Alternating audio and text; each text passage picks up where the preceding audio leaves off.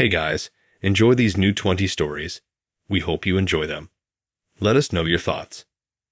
And as always, most of you listening aren't subscribed, so please smash that subscribe button and hit that like button too. It's free and does so much for us. We're forever grateful. Now to the stories.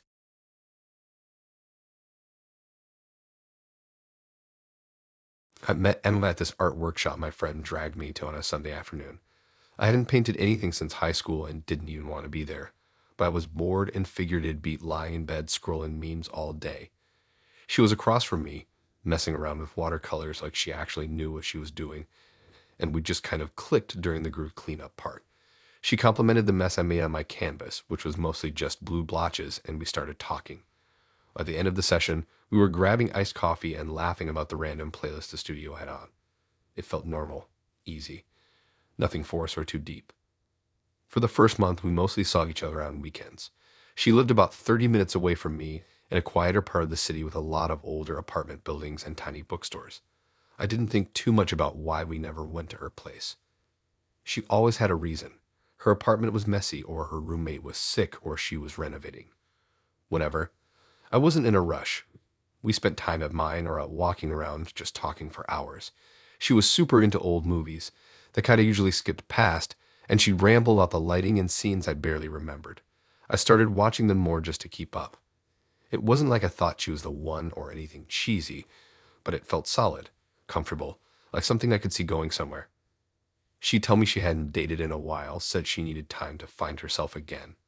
I got that. I wasn't too fresh out of a relationship either. I didn't pry. I figured we all carry something. She was open about a lot of stuff, actually. Her work, her mom being annoying about grandkids, the dog she used to have. And she always made this face when she talked about her past, like there was something under the surface she didn't want to spill, but I didn't push it.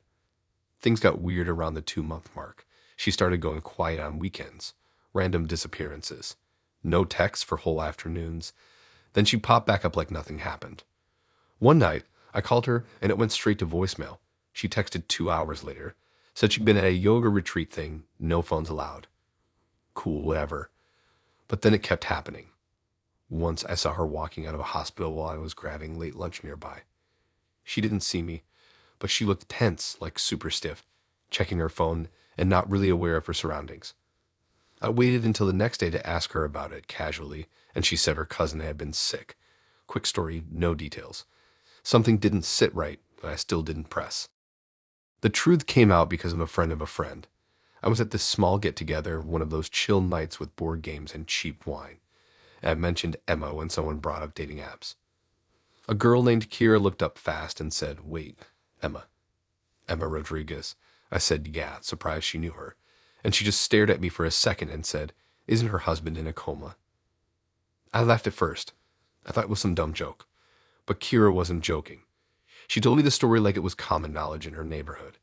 Apparently, Emma's husband had been in a car accident a year ago, and he'd been in a coma ever since. Family still visited him. They kept him on life support, holding on to hope. I just stared at her, trying to understand how that even made sense. Husband, not ex, not separated. I didn't want to believe it until I saw it myself. I went to that hospital. I shouldn't have, but I couldn't let it sit. I recognized the hallway from when I saw her leaving. I asked a nurse if I could see a patient named Daniel Rodriguez. She asked if I was family. I said no, just a friend. She gave me a look, but she didn't stop me. And there he was, just lying there. Tubes, machines, everything. I only stayed for a minute. It felt wrong. So wrong. I didn't tell Emma I went. But when I confronted her, she didn't deny it. She said she still loved him, but he was gone in every way that mattered, and she needed to feel like a person again. Like she had a right to live. Her exact words were, "I'm emotionally freed." I didn't know what to say. I just stood there in my apartment, holding her bag out like I didn't even know who I was looking at anymore. She left, calm as ever. No crying. No yelling. She just said she understood if I was done. And I was. I didn't block her or delete photos. I didn't have it in me to be dramatic, but I couldn't keep going either. It wasn't about lying, even though, yeah, she lied. It was the way she twisted something tragic into a green light. Like dating someone while your husband's still breathing in a hospital bed is just a phase. A mood. After that, I didn't date for a bit. Not because I was heartbroken. I wasn't. It wasn't love. But something about the whole thing just stuck in my head too long. I'd look at people differently, wondering what invisible stuff they were carrying that I'd never see coming. I guess I just needed time to shake it off. And Emma. I don't know. Maybe she's still visiting him. Maybe she's dating someone else. I stopped wondering after a while. It didn't feel like my place to keep thinking about it.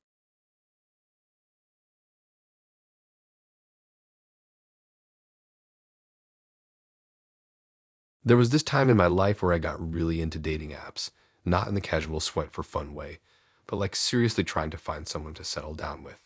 I'd just moved to a new city for work, barely knew anyone, and my weekends were starting to feel like reruns of the same solo grocery runs and late night YouTube polls. That's when I met Kyle. Kyle's profile was nothing special, just a couple of smiley pictures of him at outdoor events, a gin selfie that was cropped a little too tight, and a bio that said something dumb like looking for a co-op partner in life. But I was bored and he was cute, so I matched with him and sent the first message. We talked for a few days before he asked me out to dinner. He picked a place, a little ramen spot downtown that had a solid rating. When I offered to split the bill, he brushed it off and said, "It's on me." That became a thing. He paid every time we went out. I offered more than once, but he always laughed and waved it away. At first, it was kind of charming. I thought he was just old school or something. He always had this casual confidence that made it easy to trust him, like the kind of guy who always had a plan, knew where to park, picked decent places to eat. He seemed like he had his life together in a way that I didn't yet. I just started figuring out my work routine and how to not spend all my money on takeout. But Kyle gave off this vibe like he'd been cruising through adulthood for years. After a few weeks, he started spending more time at my place. I didn't think much of it. We'd stay up late watching dumb action movies, order and fall asleep on the couch. I figured he just liked my place better. It was bigger, I had better Wi-Fi, and it was way quieter than wherever he lived. I asked once why we never went to his apartment, and he said it was small and messy, and he didn't like how the light came through the windows in the morning. Again, I didn't push. Then one night, after a long day and a really bad thunderstorm, he texted saying he'd gotten locked out of his place. His roommate wasn't answering, and his phone was dying. He asked if he could crash at mine just for the night. I said sure. He showed up with a gym bag and some takeout.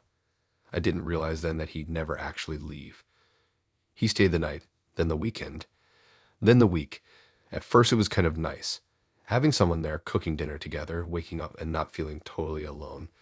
But then stuff started piling up. His clothes in my closet, his shoes at the door, his mail in my kitchen. I asked when he'd be heading back to his place, and he, all sheepish, said his roommate bailed and he was looking for something new. I believed him. Then bills came. Nothing crazy, just groceries and utilities creeping up. I figured we'd split stuff now that he was here so much. But every time I brought up money, he changed the subject or said he'd get me next time. He still insisted on paying for dinners when we went out, though. It felt weird. Like he was performing this idea of being generous in public while quietly draining me dry at home. It got even weirder when he started talking about us living together officially. He said it like we were already doing it anyway, so why not make it real? But something about it didn't sit right. I barely knew anything about him, really. I asked what he did for work, and he gave this vague answer about freelance marketing. When I asked for more details, he'd get defensive. Always had some excuse, some project he couldn't talk about because it was under wraps. I never saw him actually working, though. He was always home, always around to around. One day, I came home early from work and found him asleep on the couch, my laptop open next to him. He said he was just checking emails, but I knew my browser had been open to my online banking page. I didn't say anything right then, but I started keeping my stuff password locked after that. Things reached a breaking point when my landlord called me. He said someone had been asking about getting a copy of the lease. I hadn't mentioned Kyle to him, hadn't put anyone else's name on anything. I asked Kyle about it, and that's when it all cracked open. He sat me down and told me he wasn't freelancing. He wasn't working at all. Said he'd been crashing at different people's places since he left his last apartment 6 months ago. Said he didn't have family nearby and was trying to figure things out. He admitted that when he first met me, he saw that I had my stuff together and hoped I'd take him in eventually. Like it was part of his plan. Like I was part of his plan. I didn't even know what to say. I wasn't angry exactly, more stunned. Like the air had just been sucked out of the room and I couldn't hear properly. I asked him to leave that night. He got quiet, packed up his stuff. way more than that one gym bag he brought in, and left without a fight. I changed the locks a week later, just in case. For a while after that, I kept looking over my shoulder when I was out. I checked my bank account daily, half expecting something to be missing. But he didn't come back, didn't message, didn't try to talk it out. He just disappeared. It messed with my head a little. The way someone could build a whole fake version of themselves and live in it just long enough to get what they needed. And how easy it was for me to go along with it, because I wanted to believe he was that guy. I wanted the cozy story of we just clicked, instead of seeing the slow, quiet invasion of my space. Looking back, I don't think he hated me or wanted to hurt me. I think he saw me as a solution, not a person. And once I stopped being useful, he moved on. Simple as that.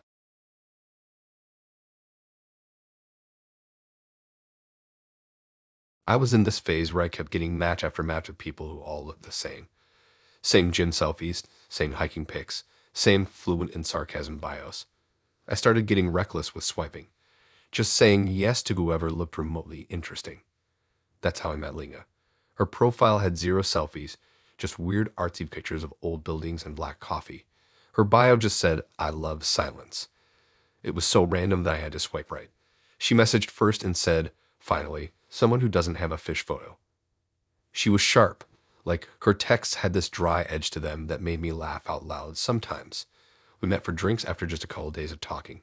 She picked a place, a tiny yin bar that looked like it hadn't been updated since 1993, and showed up wearing this massive green coat and combat boots like she'd walked straight out of an indie film. I liked her immediately. She wasn't trying to be cute or flirty.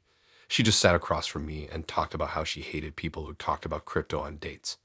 I had a feeling that wasn't a random opinion, probably a recent trauma. Things moved quickly.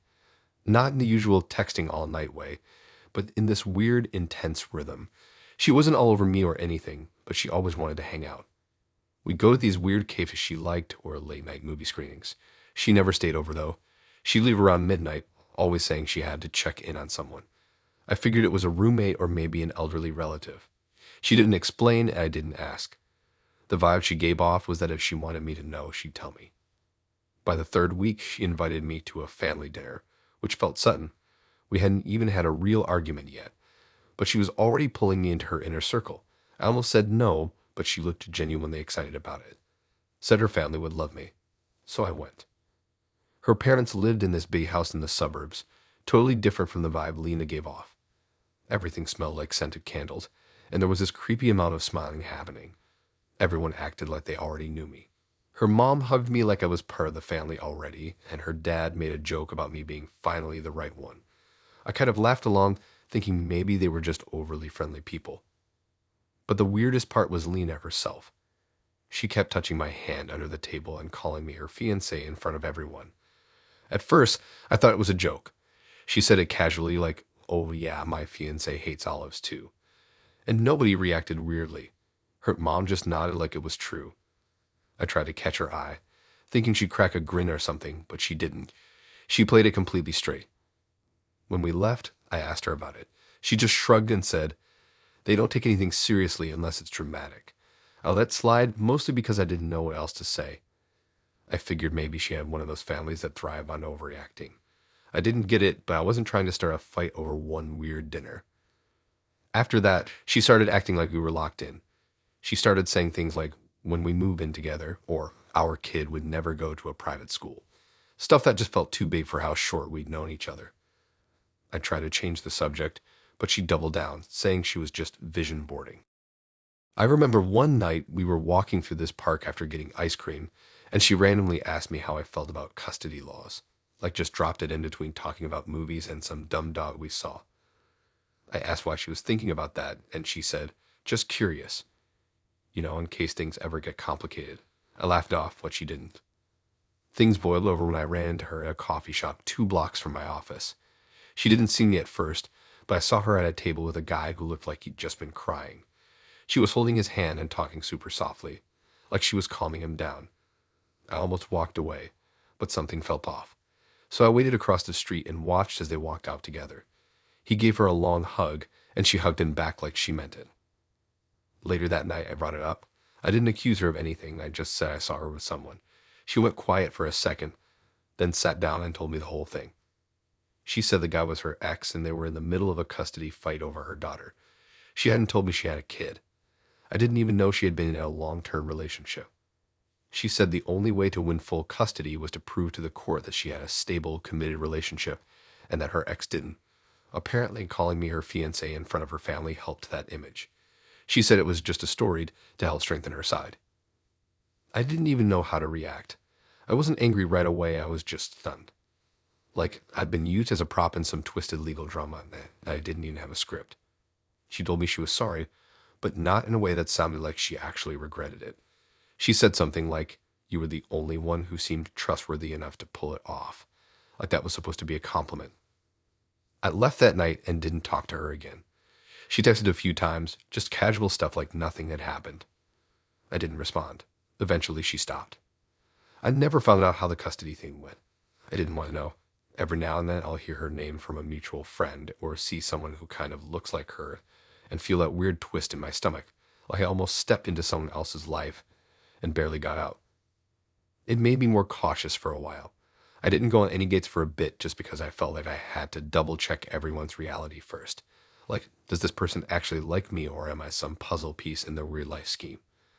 That sounds dramatic, but after Lena, it didn't feel so far-fetched.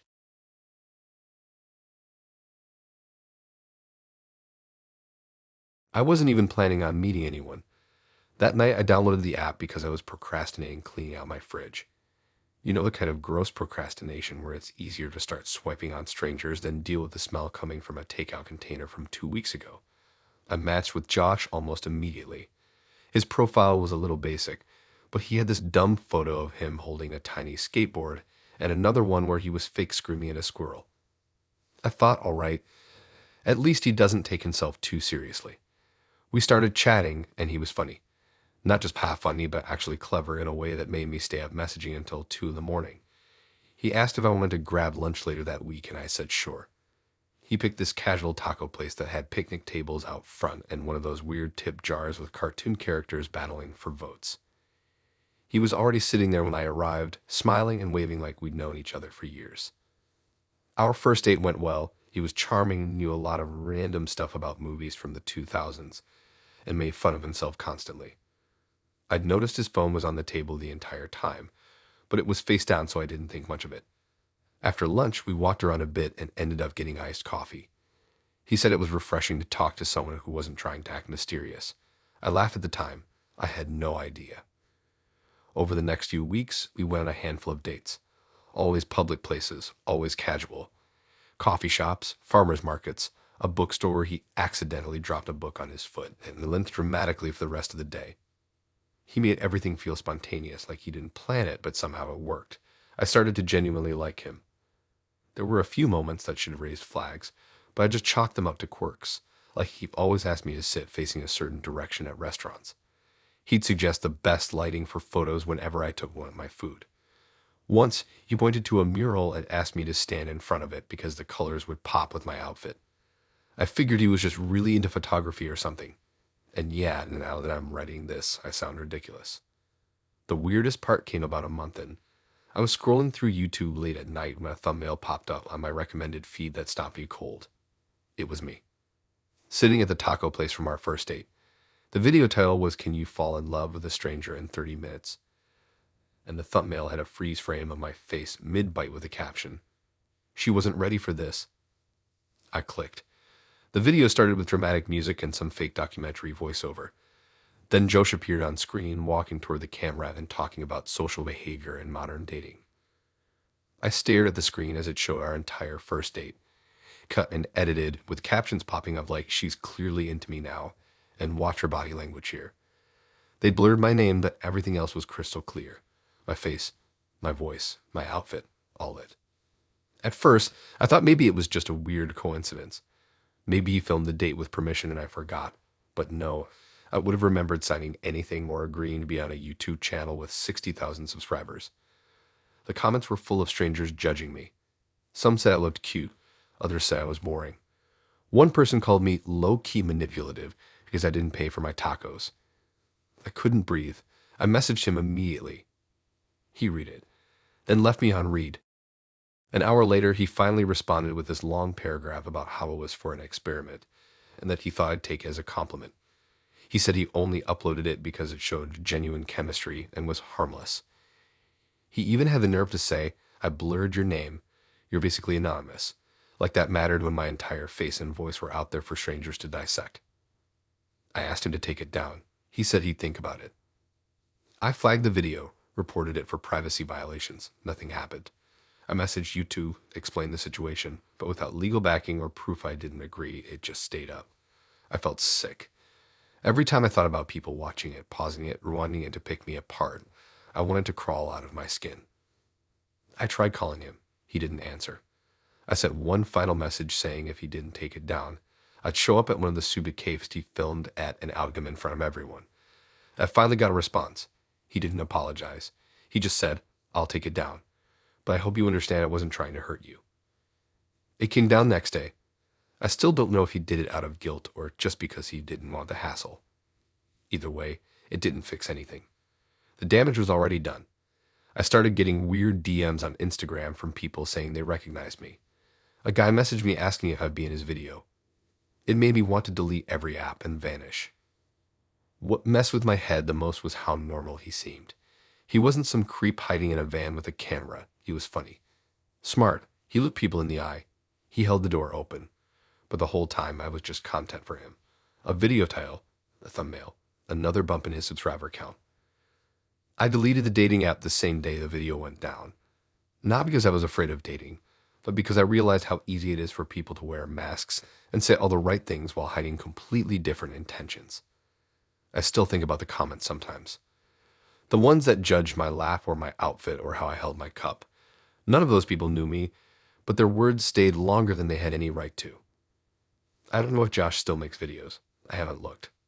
I don't want to. If I ever see a camera pointed in my direction on a date now, I ask questions. I don't care how awkward it feels. I'm not getting turned into content ever again.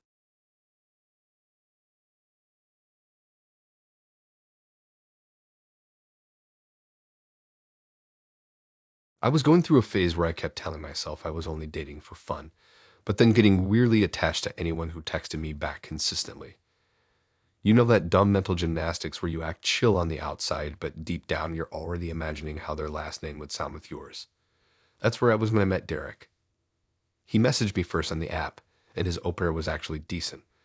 Not the usual hey or some copied pickup line. He said he liked that I mentioned hating karaoke in my bio and asked if I'd ever been trapped in a birthday party where the host forced everyone to sing. I had. I told him the story and he sent back this long voice note laughing so hard he had to pause mid-sentence. He had this calm voice, like he did guided meditations on the side or something. I was into it. We set up a coffee date and met the next weekend. He was taller than I expected and wore glasses with gold rims, the kind that looked vintage but probably cost more than my rent. He smelled good, like laundry and whatever cologne people with routines wear. He talked a lot, but he was thoughtful with it, like he actually paid attention to what I said and tried to connect it to something real instead of just waiting for his turn. He told me on that first day that he'd been doing a lot of internal work lately, which sounded kind of cheesy, but I nodded and asked what that meant. He said therapy had changed his life, and he didn't want to go back to being the person he was before. I was impressed, honestly. So many people act like therapy is this secret thing or something to be ashamed of, but he talked about it like it was as normal as getting a haircut. We saw each other a few more times over the next 2 weeks. Dinners, walks, late-night calls. He wasn't pushy or intense, just steady. He'd bring up things I'd mentioned before, like the book I was reading or how my sister was visiting soon. It felt nice to be listened to. And yeah, I started imagining what it would be like to actually date him for real. Then he asked if I'd come with him to see his mom. Not for a formal introduction or anything, just said she was having a rough time, and he wanted to bring someone lighthearted around to lift her mood. I thought it was kind of sweet if a little early, but I agreed. We drove out to her place on a Sunday afternoon. She lived in this tidy little townhouse on the edge of the city, with these perfectly trimmed hedges and ceramic frogs on the porch. Inside, it smelled like lemon cleaner and potpourri. She was really warm, hugged me the second I walked in, and said, "Oh, I'm so glad you're here. He's told me so much about you." I smiled and thanked her even though we'd only been talking a few weeks. The three of us sat in the living room drinking herbal tea and eating cookies that she insisted were gluten-free even though nobody asked. She kept saying how proud she was of Derek for finally opening up and being consistent. I assumed she meant his dating life. She even said something like, "It's so nice that you're helping him process everything. He needs someone like you in his life." I laughed and said, "He's been helping me too," trying to be modest, and she gave me this puzzled look like I said the wrong line in a play. Then she said, "Oh, you're not his therapist." I thought she was joking. Like maybe she was mixing up words or being sarcastic, but her face didn't match the tone. She was serious. I looked at Derek, waiting for him to laugh or correct her, but he just stared at the floor like it was suddenly the most interesting thing in the room. I blinked at him and said, "What is she talking about?" And he kind of cleared his throat and said something about how he hadn't explained things clearly. I stood up and asked again, louder. His mom looked just as confused as I was.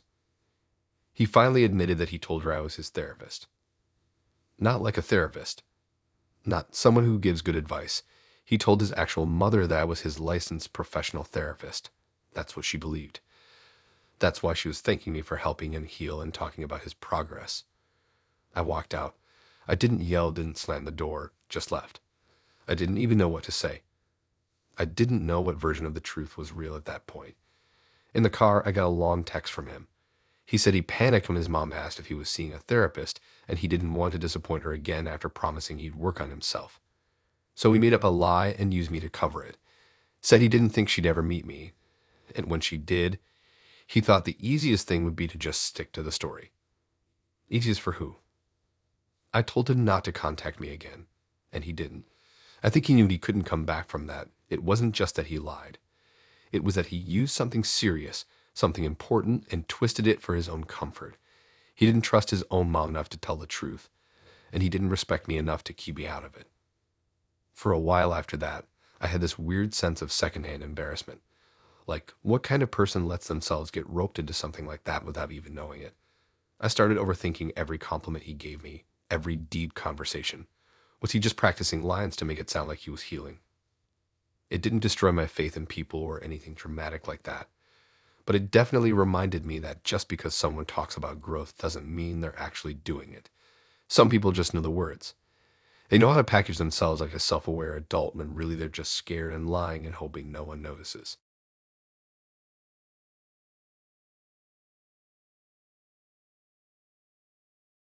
It started at a juice bar, which should have been my first clue.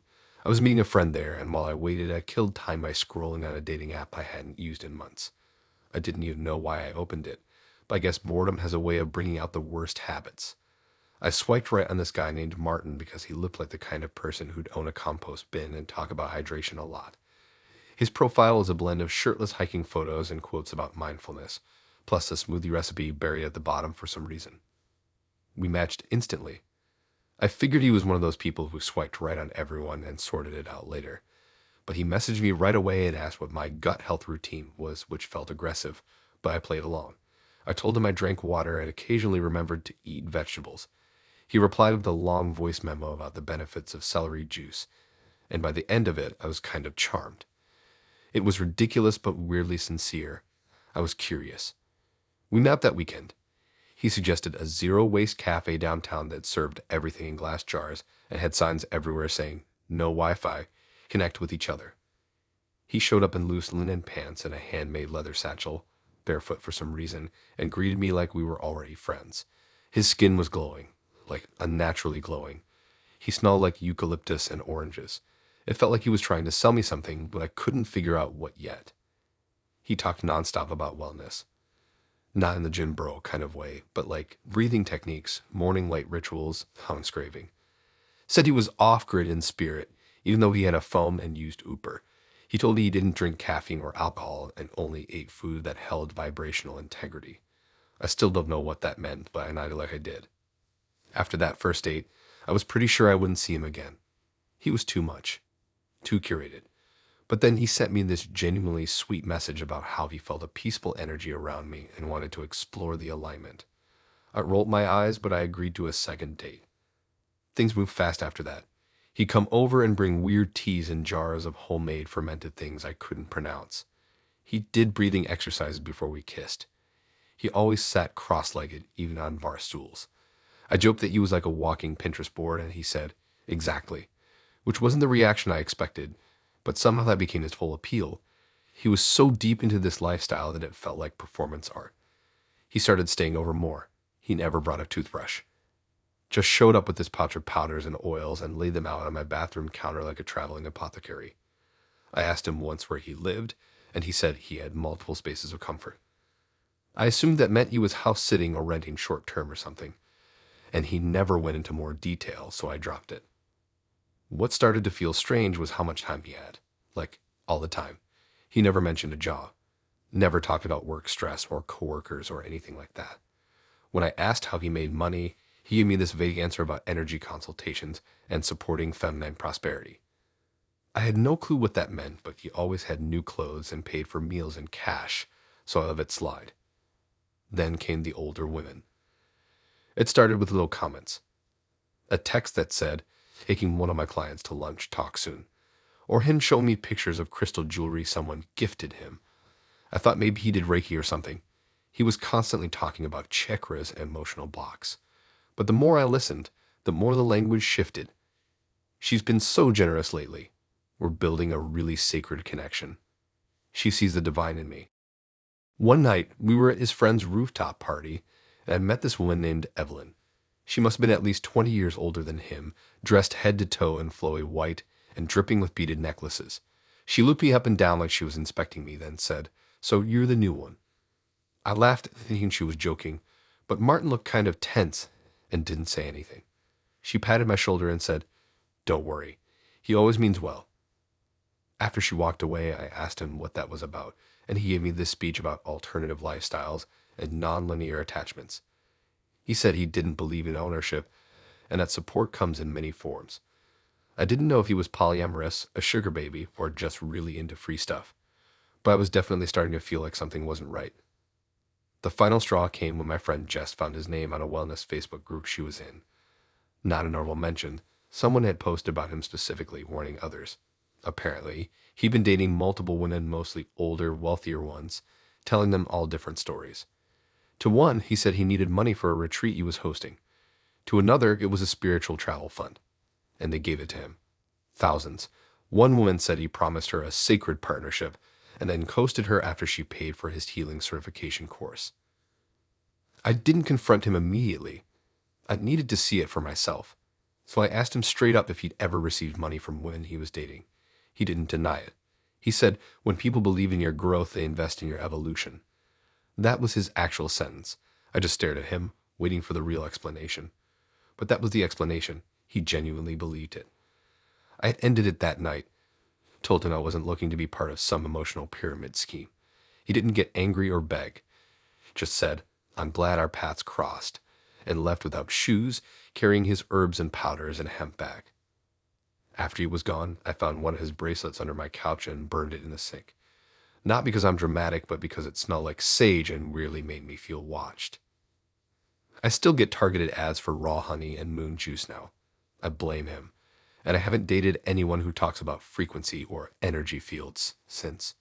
If a guy's too into wellness, I make sure he has a job and a mailing address before I even think about meeting up.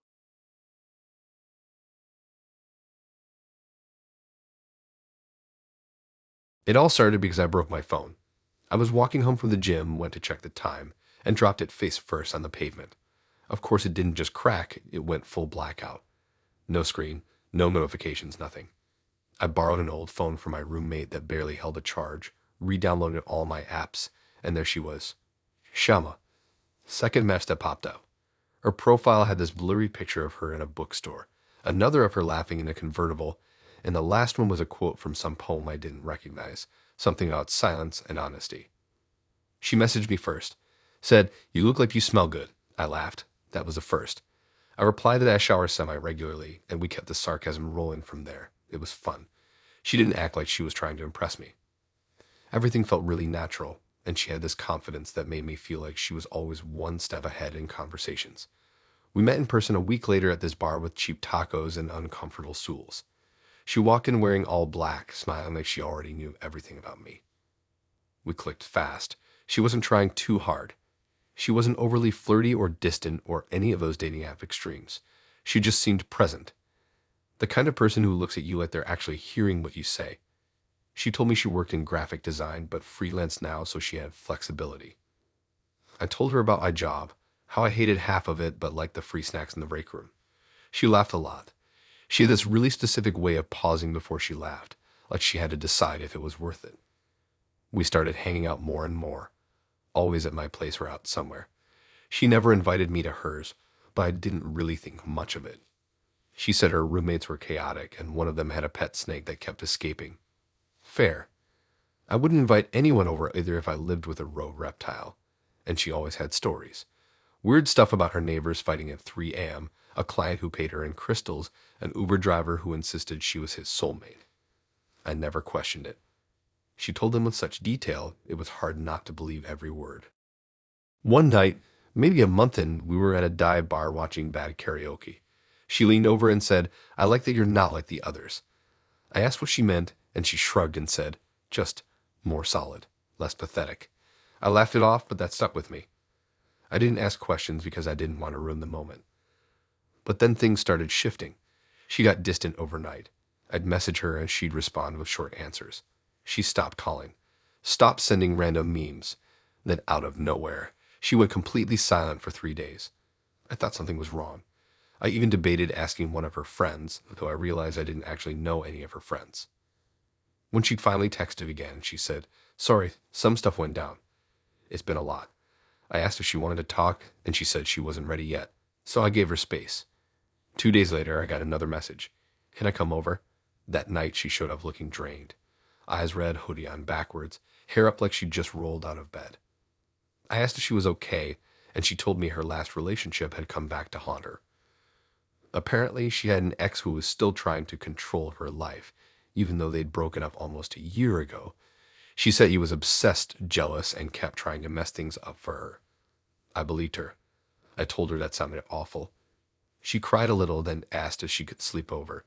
She didn't say much else. I just let her stay. After that, she stayed over a lot more. She never brought clothes or a toothbrush, but she'd stay for days at a time, sleeping late and ordering food on my account like we lived together. I didn't mind at first. It felt good to be needed. She'd give me these intense looks sometimes, like I was her anchor or something, and she'd say things like, "Don't leave, okay?" Even when I was just going to the kitchen. I thought she was just processing stuff. It made sense with what she told me. Then one night, I was scrolling Instagram and saw something weird. A guy I barely knew from college posted a story ranting about crazy exes and false accusations. He didn't name anyone, but one of the photos he used had Shama in it, blurred in the background. I messaged him. I just asked if everything was all right, hoping it wasn't about her, but deep down I had a weird feeling. He replied within minutes, said he wasn't trying to start drama, but yeah, it was about someone he dated. Said she'd accused him of threatening her after they'd broke up, and that it had gotten messy. He said he never did anything, but she told everyone he did. Claimed she'd told his boss and his friends, and even tried to get a restraining order. When I asked her name, he said, "Shama, I think." Why? I didn't know what to say. I didn't even want to believe it. So I did some digging.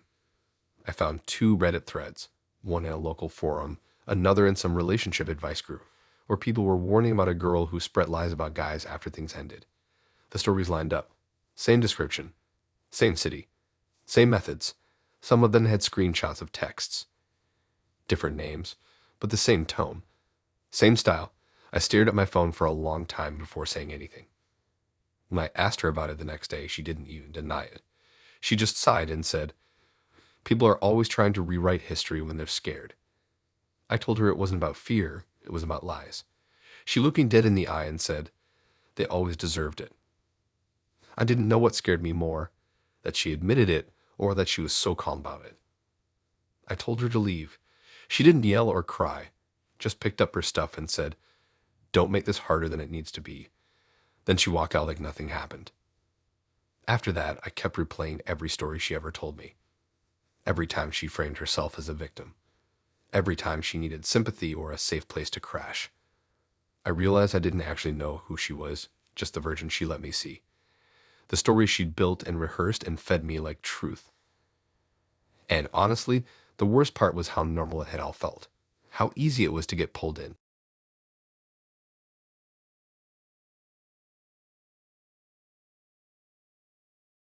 I met Rids on a Wednesday night while sitting in the parking lot of a grocery store, avoiding going inside because I didn't want to run into my ex who worked there. I was sitting in my car, half scrolling, half listening to a podcast about conspiracy theories, when he messaged me first.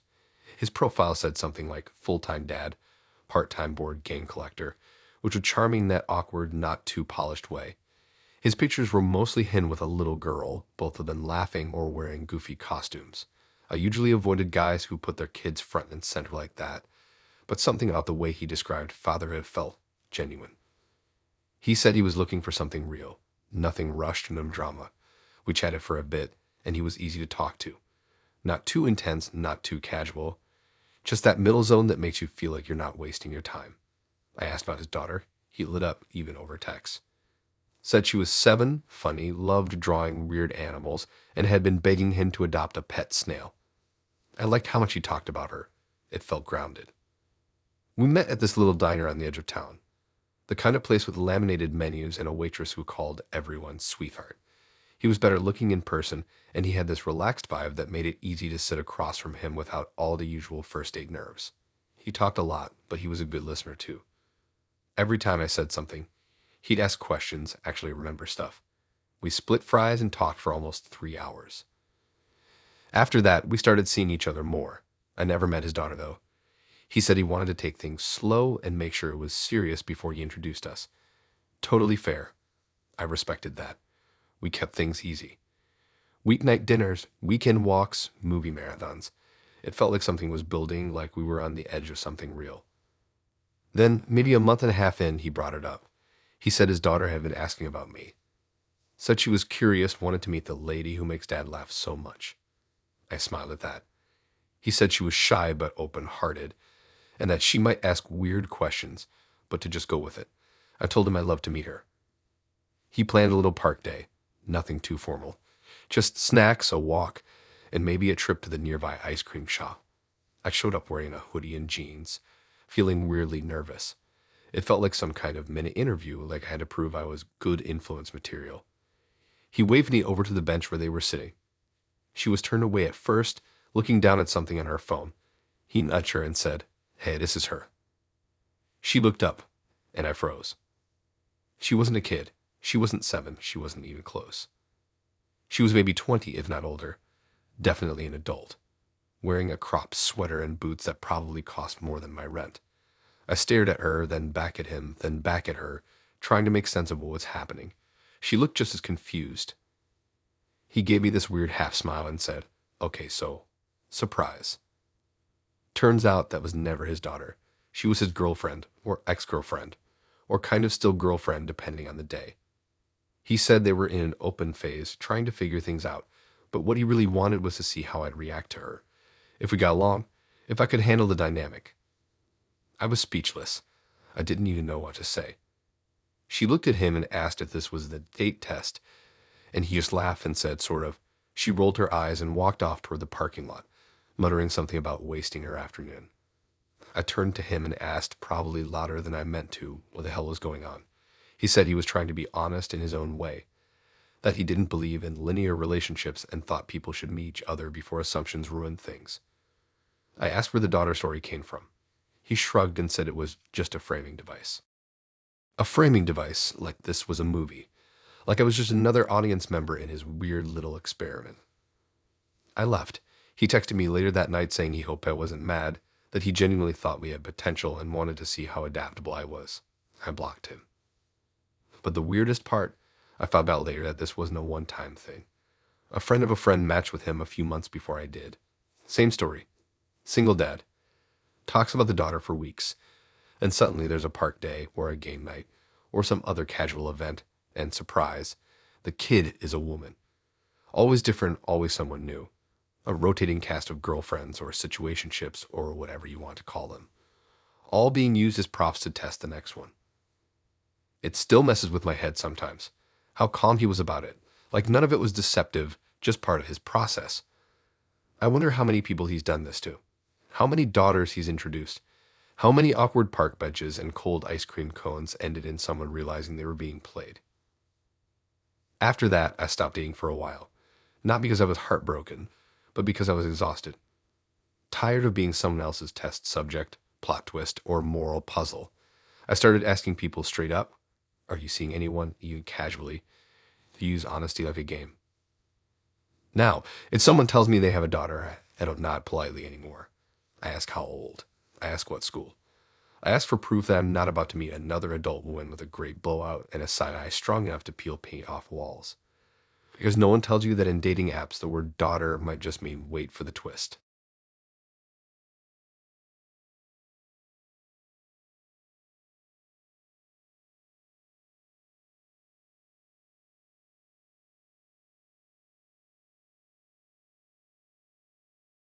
I matched with Holly while eating leftover spaghetti in bed and wondering if I'd ever feel motivated enough to update my resume.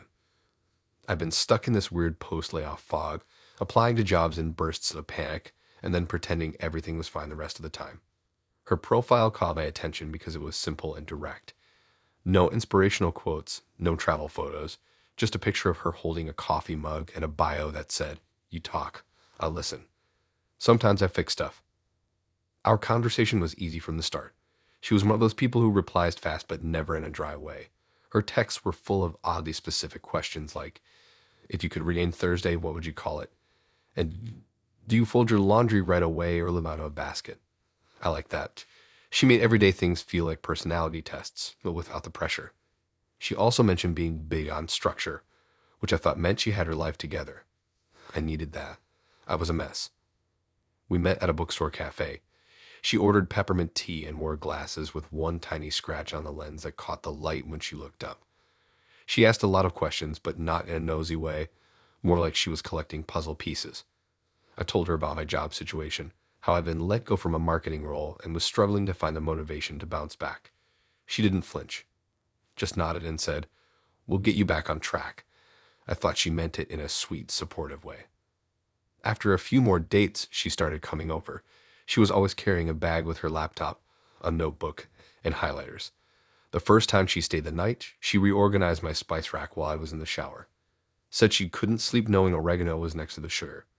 I joked about it, but she just smiled and said, "You'll thank me later." A couple weeks in, we were on my couch watching some documentary about stolen art where I offhandedly mentioned an interview I had that week. She perked up and asked if she could look at my resume. I hesitated but ended up emailing it to her. 5 minutes later, she was already making comments. Not suggestions, changes. Font tweaks, phrasing, alignment. She said my bullet points lacked intention. I laughed and let her go wild with it. Honestly, I appreciated it. I'd been putting it off for weeks. The next morning, she mailed me a fixed version. It looked incredible, like something someone 10 times more successful than me would submit. I thanked her, said I felt a lot more confident now, and she smiled like she was proud of a science project. Things got intense after that. Every time we talked, she asked about my job hunt. Not in a nagging way, but like she was tracking it. She'd say stuff like, "Did you apply to the two I sent you yesterday?" Or, "Remember to check your spam folder. Some good offers land there." I didn't remember asking her to send me job leads, but they just kept showing up. Links to listings, networking event flyers, articles about building a personal brand. She even printed out a checklist and taped it to my fridge. One night, I came home and found her sitting at my kitchen table with her laptop open and a spreadsheet pulled up. She said she'd made a job tracker for me. It had tabs, deadlines, contacts, follow-ups. I stared at it, blinking. She was excited, explaining how it would optimize my momentum. I didn't know how to tell her it made me feel like I was back in school and about to fail a test I didn't know I'd signed up for. It got weirder. I got a rejection email from a job I didn't remember applying to. I figured maybe it was one of those sites where they forward your info around. But then it happened again. 2 more rejections. One from a company I didn't even recognize. I checked my email history. Nothing. No application, no submission. Just rejections from jobs I hadn't pursued. That's when I asked her. She hesitated, then admitted that she'd taken the liberty of submitting a few pre-filled applications for me. Said she used a version of my resume and just wanted to get the ball rolling. I was stunned. I asked how many. She said, not that many, which turned out to be 12. 12 jobs. different companies, roles, even industries, some with cover letters she wrote herself. She said it was harmless and she just wanted to give me a boost. I told her that's not how this works, that she had no right to do that without asking. She looked hurt, said she thought she was helping, said I needed a little push. I said no, I needed boundaries and space, and to be treated like a grown adult who, yes, is unemployed, but still capable of managing their own life. She didn't get it. She didn't yell or cry or storm out. She just got quiet, packed up her laptop, and left like she was clocking out of a job. Over the next week, she kept texting, not apologizing, not asking to talk things through, just sending me job links, like she didn't understand that the issue wasn't about employment, it was about control. One morning, I woke up to find a hand-delivered folder outside my apartment door. Inside was a printed list of local job fairs, a flash drive with my new resume, and a sticky note that said, "You're going to thank me one day." I never replied. I blocked her after that. Looking back, it wasn't that she was mean or cruel. She was just obsessed with being useful. Like her entire worth was tied up in fixing someone. And once I let her help, I became her project. I stopped being a person. I became a puzzle she was determined to solve. I found a job a few months later. Nothing glamorous, but stable. My resume. I went back to my original version with a few small edits. My own edits. And now, if someone offers to help too quickly, I pay attention. Because sometimes help is just control dressed up in encouragement.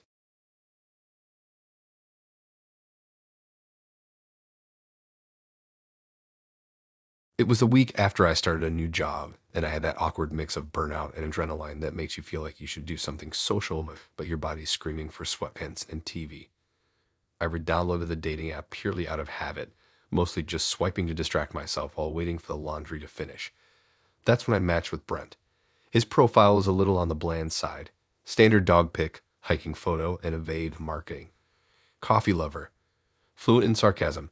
But there was something calm about his energy, even through chat. He didn't try too hard. No weird gifs, no awkward overuse of emojis. He messaged first, asking if I preferred morning or night flights. I answered night, and he said, "Cool. That tells me everything I need to know." It made me laugh, which was rare on those apps. We talked a bit, and he said he was super busy with work, but would love to meet sometime soon. He offered to grab coffee during his lunch break later that week. It felt casual, low effort, easy. I said yes. We met at a little cafe near the business district. He wore a crisp white shirt, no tie, sleeves rolled up, very clean cut. He looked like someone who read books about leadership and owned leather organizers. I was surprised by how warm he was in person. Funny, soft-spoken, really good eye contact.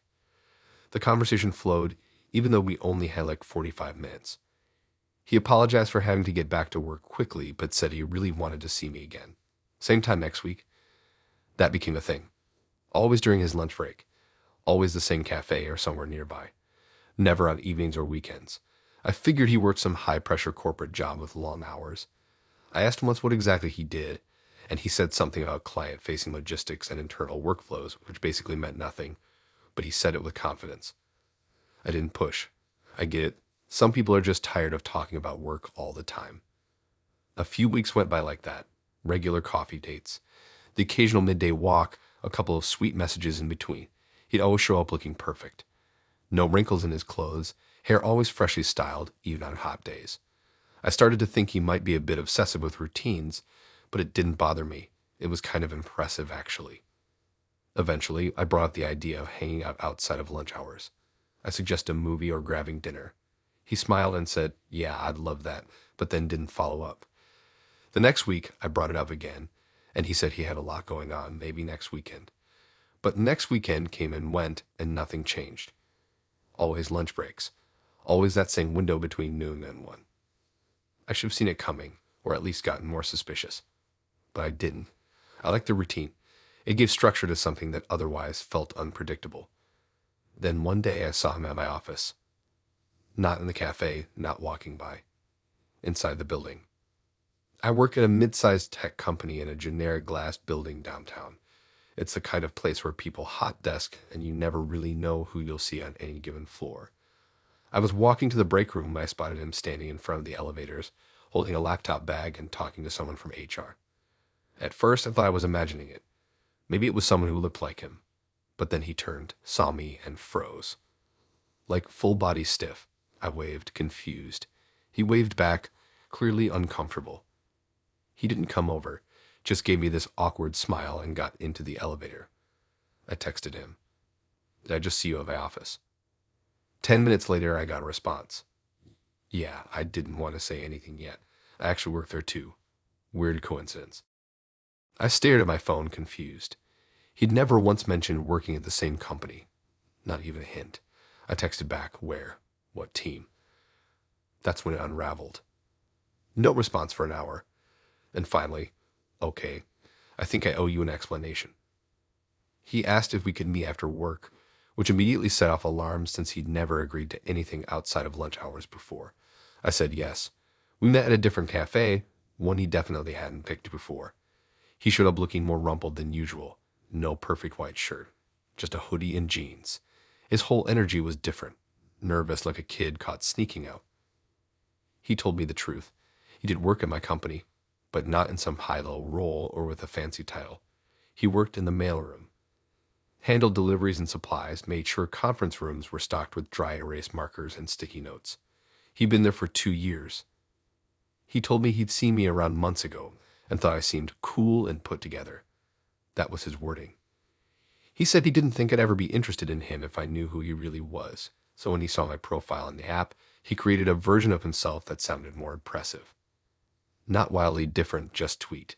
Said he figured lunch breaks were the safest time, neutral, easy to control, no risk of running into someone I knew. He even picked cafes based on how far they were from our building. He said it started as a harmless lie, but then it became too big to fix without losing me. He looked genuinely sorry, but also kind of desperate, like he thought there was a small chance I'd be flattered by the effort. I wasn't angry, just disappointed. It wasn't about the job, at all. I don't care about status or titles, but he built the entire connection on a lie. And every time I tried to deepen things, he sidestepped it with more performance, more scheduling, more distance. I left that night with this weird ache in my stomach, like I'd been dating a hologram. Everything had looked real, felt real, but there was nothing behind it. Just layers of pretending. The next week, I saw him again in the building. He avoided eye contact, took the stairs instead of the elevator. We never spoke again. Now, every time someone tells me they're really busy with work, I remember Brent, and I wonder what part of them they're hiding and what part of me they're afraid to show the truth to.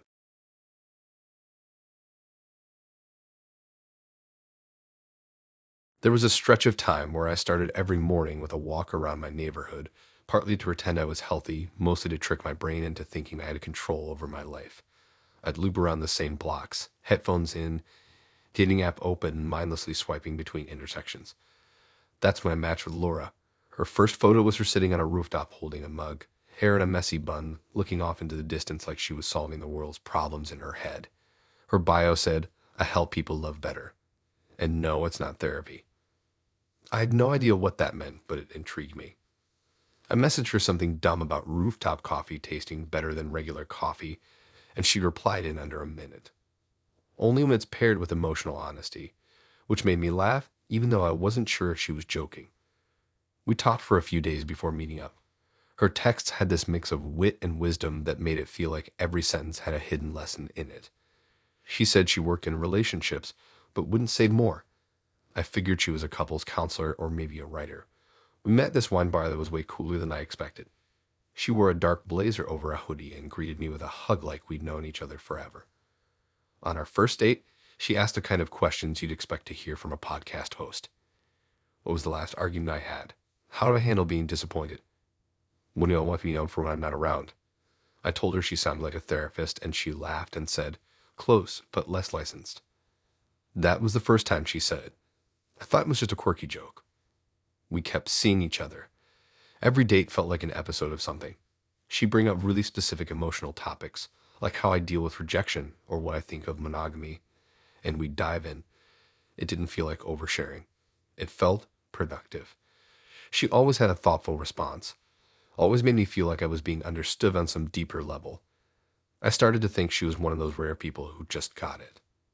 She never said much about her job. Every time I asked, she'd give me a vague answer. I help people untangle their patterns, or I support transformation. Once she said she guided connection building, and I honestly thought she was in HR. But she always redirected the conversation, and I didn't want to push. I figured I'd find out eventually. We dated for about a month. We never had a label, but it felt like we were heading towards something serious. She met my friends. They loved her. Said she was charismatic, interesting, intense in a good way. My best friend told me she had a TED Talk vibe, which made me laugh because it was accurate. Laura was the kind of person who made you think you should be journaling more. Then one night, I got a message from someone I didn't know. A woman named Elise. It popped up in my Instagram DMs, and it said, "Hey, sorry to be weird, but I think we've both been seeing the same person." My stomach dropped. I clicked her profile and saw a bunch of soft focus couple photos, none of which featured a face, but a few had clothing and hair that looked familiar. Then she sent another message. "Have you been seeing Laura?" I didn't respond right away. I showed the messages to Laura the next day. She didn't freak out. She didn't deny it. She just nodded and said, "Yeah, that's part of my work." I had no idea what that meant, so I asked her to explain. And she did like it was no big deal. Turns out, Laura was a paid relationship coach. Like professionally, she had clients. Clients who hired her to help them through breakups, to figure out their dating blocks, to learn how to be better partners. And one of her methods was what she called immersive modeling. Basically, she'd go on real dates with real people, me in this case, and then break down the dynamic afterward for her clients. Sometimes they'd observe. Sometimes they'd give her feedback. Sometimes they'd even suggest conversation topics or challenges for her to try. I asked if Elise was one of them. She said yes. I was stunned. I asked how much of our relationship was real. She said it was real enough. She told me she genuinely liked spending time with me, but that everything we did together had also been part of a larger case study. She used that term. Case study. I was speechless. She tried to frame it like it was collaborative art. Said I helped someone become a better communicator. That our connection had served a higher purpose. I told her I didn't agree to any of it. She said I'd never asked what she really did, which technically was true, but also beside the point. I left. I blocked her on everything. Elise sent another message apologizing again and saying she had no idea I didn't know. I didn't reply. I didn't want to keep being part of someone else's growth journey. The whole thing left me feeling weirdly hollow, not angry, not heartbroken, just used in this clinical, polished way. Like I'd unknowingly auditioned for a part in someone's self-help strategy and got written out without ever seeing the script. It made me rethink how people present themselves, how someone can feel so authentic, so thoughtful, and still be manipulating every interaction for an outcome. I used to think being emotionally open was always a good thing, but now I realize it matters why someone's asking you to open up. I still go on walks, still swipe now and then, but I ask more questions. Real ones. Not just what do you do, but what do you want from me? Because I never want to be anyone's silent lesson plan ever again.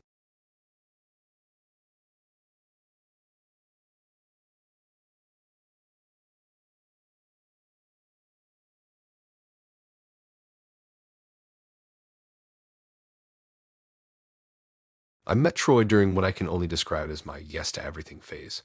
I was burnt out, overworked, and overthinking everything, so I decided to start saying yes to things I'd normally ignore. Beach yoga? Yes. Trivia night with strangers? Sure. Dating app match with a guy who said he hosts events that change lives? Why not? His profile was packed, no blank space. Paragraphs about transformation, presence, unlocking potential. It read like the back cover of a self-help book, but in a weird way it made me curious. At least he had something to say, right? He looked fit in a very calculated way. Tight jawline, intense stare, always in neutral colored clothes that screamed, "I don't try, I simply exist." He messaged me first, said my energy felt undeniably open. I rolled my eyes but responded. Our conversation was surprisingly normal at first. He asked thoughtful questions, talked about how he used to work in finance before he found his calling, and mentioned he ran retreats for people looking to reset their lives. I asked if he meant yoga retreats, and he said, "That's just the surface." We met for smoothies after a morning run, his idea. He was very into routines, and everything he did seemed intentional. The way he spoke, the way he sat, even the way he nodded when I talked, like he was evaluating not just my words, but how I delivered them. He told me I was highly aligned and had natural leadership instincts. I laughed and said I couldn't even lead my plants to stay alive. He smiled in that patient, slightly superior way that made me want to prove him wrong. After a couple of dates, he started sending me videos, not funny ones. Long, motivational style talks filmed in golden hour lighting with him walking through forests or sitting in front of candles. Topics like unblocking emotional channels and choosing your reality. I watched one out of politeness and was halfway through the second before I realized he wasn't sharing a video. He was in it. It was his own YouTube channel. He had hundreds of videos, all in the same tone, calm, serious, full of vague advice about rewriting scripts and honoring the inner witness. Some had thousands of views. The comments were full of people calling him a guide, a teacher, even a light anchor. I didn't know what that meant, but people were clearly into it. I wasn't sure how I felt about it yet. It was a little much, sure, but I'd been with enough boring people to know that weird wasn't always bad. So when he invited me to a weekend retreat, I said yes. He described it as a collective realignment experience. I figured it'd be some breathing exercises, group journaling, maybe a cold plunge. I packed a hoodie, leggings, and my most open mind. It was in the mountains at this massive rental house that looked like it had hosted a reality TV show. There were around 30 people there, most of them dressed in all white. Everyone was smiling like they had insider information about life that the rest of us didn't. I tried to play it cool. At first, it felt like one of those bougie mindfulness getaways you see influencers post about. We did group meditations, sound baths, silent walks through the forest. A woman in a shawl asked if she could Reiki my spine. I had no idea what that meant, but I didn't stop her. But then things got strange. By the second night, we were sitting in a circle while Troy gave this long speech about shedding our false identities. He made us write our old selves on paper and burn them in a fire pit. Then he said something about emotional contracts and how we needed to commit fully to the next version of ourselves. People were crying. One guy fell to his knees. I felt like I was in the middle of a play I didn't audition for. That night, Troy pulled me aside and said he could see resistance in me. He asked if I had fully arrived. I said I was just processing everything. He smiled like that was the wrong answer. Said I needed to let go of linear thinking. I didn't even know what that meant in context. Then he told me he wanted me to help him lead the next retreat. I laughed thinking he was joking. He wasn't. He said he saw leadership in me and I could be part of his core team. That I'd be good at welcoming new seekers. I asked what that even involved, and he started talking about communal housing, energy management, and support roles. The vibe shifted hard. Suddenly, it wasn't a retreat, it was recruitment. I asked if people were getting paid to work for him or if this was all volunteer-based. He said money was part of the old mindset, and that in their community, they believed in reciprocal flow, which from what I could tell meant free labor for hugs and vague compliments. That night I stayed awake in my room trying to figure out if I was being paranoid or if I'd accidentally joined a cult light. I looked up the retreat online and found a Reddit thread about transformational communities that sounded exactly like this one. People shared stories about being love-bombed, pulled into unpaid work, encouraged to cut ties with family, all under the banner of elevation. I packed my stuff at 5 a.m. and left before sunrise. Didn't say goodbye to anyone. Just got in my car, drove straight to a diner, and sat there for 2 hours trying to shake off the whole thing. It felt surreal. Like I'd woken up from a dream but the dream was wearing yoga pants and speaking in metaphors. Troy texted me later that day. Said I'd clearly been called elsewhere and that he released me with gratitude. I didn't respond. A few days later, he posted a video called The Ones Who Say No, Lessons in Ego Detachment. I didn't watch it, but the thumbnail was a blurry photo of the mountains we'd been in. Now when someone says they're into retreats, I ask follow-up questions. I ask if there's a dress code, if anyone has a title, if the words ascension or vibrational shift come up too early in the conversation. Because sometimes self-discovery is just another business model. And sometimes the guy offering you clarity is really just looking for free labor and someone to share a twin mattress in the woods.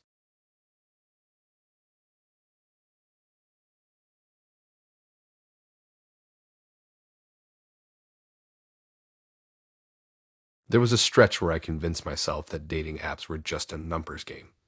Like, If I talked to enough people, went on enough dates, eventually I'd land on someone solid. So I treated it like a weird side hustle. Check in during lunch, swipe a little before bed, line up coffee dates like appointments. That's how I met Amanda. She messaged me first with something simple like, "Hey, what's your coffee order?" I said iced oat latte, not because I actually like them, but because I panic lie under pressure. She replied saying, "Okay, we can work with that." Her profile wasn't overdone. One picture in front of a record store, one hiking shot, one blurry mirror selfie.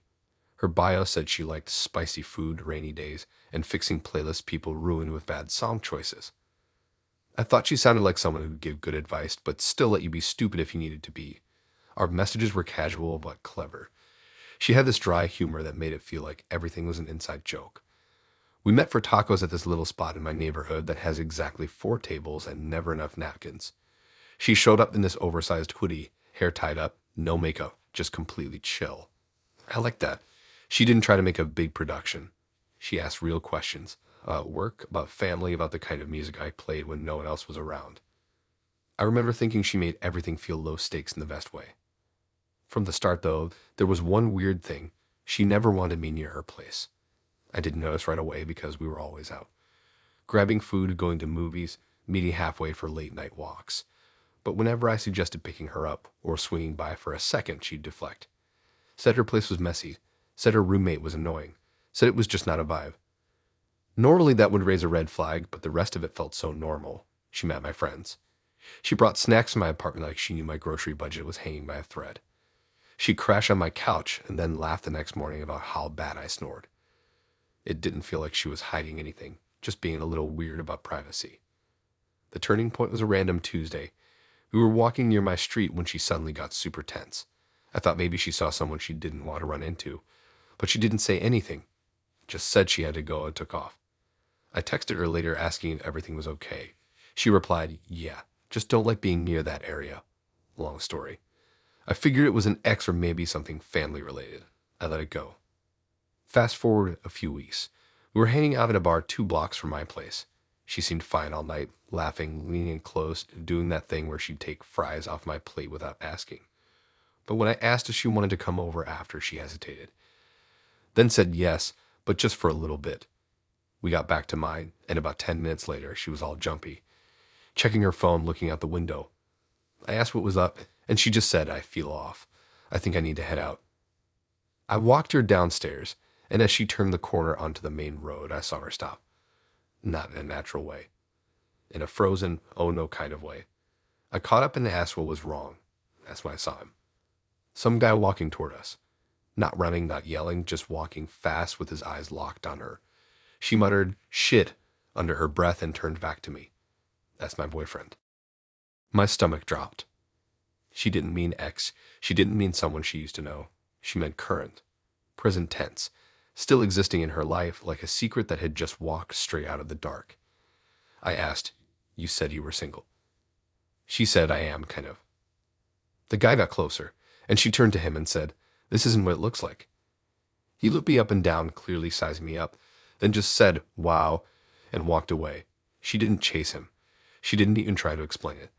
Just stood there, arms crossed, like she was mad at me for existing. I asked what was going on, and she finally told me. They'd been together for almost a year. Things were complicated. That was the word she kept using. He didn't know she was seeing other people. She had another place. His place, just 3 blocks from mine. She hadn't told me because, in her words, she wanted something that was just hers for once. I asked why me. Why this? And she said she liked how easy I was to talk to. How I didn't expect anything from her. Like I was a safe little bubble away from her messy real life. I didn't yell. I didn't make a scene. I just nodded and walked away. She didn't try to stop me. I went home and sat in the dark for a while, just trying to process the fact that the girl who had slept on my couch and stolen my fries had a whole other life within walking distance. A life I wasn't supposed to know about, a person I wasn't supposed to be in the story. She texted the next day. "I'm sorry, I didn't plan it like that. I just needed a break from everything." I didn't respond. I don't think she was evil or even trying to hurt me. I think she was just selfish, caught up in the idea of something new, something untainted. She didn't want to leave her boyfriend. She didn't want to come clean. She just wanted a different version of herself to exist somewhere, with someone who didn't know the full picture. It messed me up for a while, not in a big dramatic way, just in small ways. I stopped trusting people who kept things vague. I stopped thinking chill always meant harmless. I realized sometimes the people who seem the most relaxed are the ones doing the most damage. And now, whenever someone says, my neighborhood's kind of messy, I ask follow-up questions. I don't assume it's a snake or a roommate or a weird landlord. I check the map. Because sometimes the mess isn't in our apartment. It's 3 blocks down the street, waiting to walk up at the worst possible moment.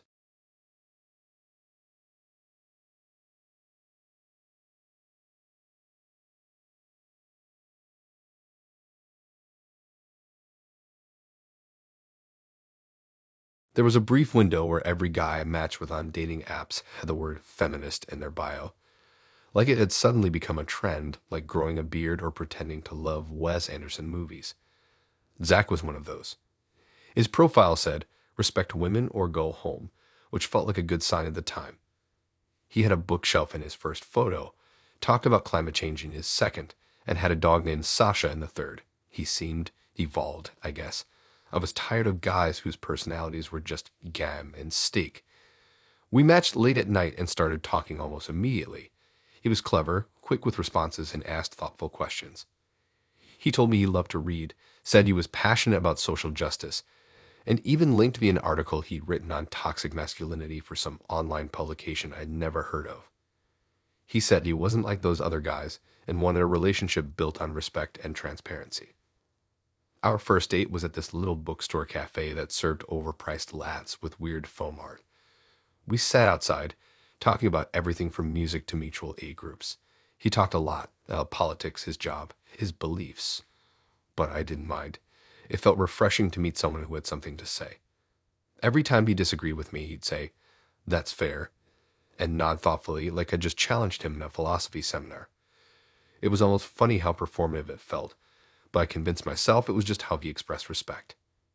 We went on a few more dates and things were smooth. He'd send me articles and memes, text me takes on whatever scandal was blowing up Twitter that day. He made fun of influencers, talked about accountability, and even said he had cut off old friends for being low-key misogynists. He talked about himself like he was constantly growing, evolving, doing the work. Then came the conversation. We were texting one night, nothing serious, just kind of bouncing around topics like usual. I made a comment about how I don't love it when men talk over me in meetings. It wasn't directed at him, just something I said offhand while venting about work. He replied with, "Not all men do that, though." I blinked at my phone. That fell off. I thought maybe he was just trying to clarify or misunderstood what I meant, so I replied, "Yeah, obviously not all men. It happens enough to be a thing." What followed was a weirdly long message about how generalizations are harmful and how men like him get unfairly grouped with actual bad guys. It kept going. He said that language like mine created division, and that men who try to help often get punished for things they didn't do. I was stunned. Not because it was the worst thing I'd ever read, but because it was so typical. The same defensiveness I heard 100 times, just dressed up in better grammar. I didn't start a fight. I just said something like, "That sounds defensive, I wasn't attacking you." He didn't reply for a while. The next morning, I noticed he'd unfollowed me on Instagram, which was weird. We weren't even arguing. I texted him asking if everything was okay. No answer. A couple days later, a friend messaged me a screenshot from a forum I'd never heard of. It was one of those men's rights pages with a thread titled "Another One Gaslighting Over Feminism." I thought it was just internet noise until I saw the screenshot he posted. It was our chat. My texts, word for word. My name wasn't in it, but it was clearly me. He captioned it, "Try having a mature convo," but she went full misandrist. "This is why we can't win." I sat there staring at the screen like my brain had stopped working. He had posted everything. Every message. Out of context, cropped to make it look like I was aggressive, and he was calm and reasonable. The replies were awful. Guys calling me names, saying I was another bitter feminist, proof women are emotionally unstable, and worse, I felt sick. I didn't know what to do. I hadn't said anything wild. I wasn't rude. But seeing something so small, so boring, twisted into internet fuel was unreal. I texted him, not because I wanted to, but because I needed to understand what the hell he was thinking. He replied, "Don't take it personally. I needed to prove a point." That was it. Like I was just a case study for his little army of anonymous dudes to rally around. A tool for his victim narrative. He had positioned himself as the progressive guy who tried, and me as the girl who turned on him when he didn't roll over and agree. I blocked him, reported the post. Nothing happened. The thread stayed up. Eventually, he got buried under newer drama, but the damage had already been done. I deleted the app, logged out of everything for a week. I felt like I'd been picked apart for sport. And the worst part was I saw it coming. That little gut nudge I ignored when he called himself one of the good ones. The way he always needed to be seen as the most aware and most correct. He didn't actually care about women. He cared about looking like a guy who cared about women. Until he felt challenged, then he turned me into content. Now when I see feminist in a guy's bio, I don't take it at face value. I ask questions. I pay attention. Because sometimes it's just a word they wear like a badge. Not a belief, not a practice, just branding. And if you say the wrong thing, they don't want to hear it. They just want to post about it later.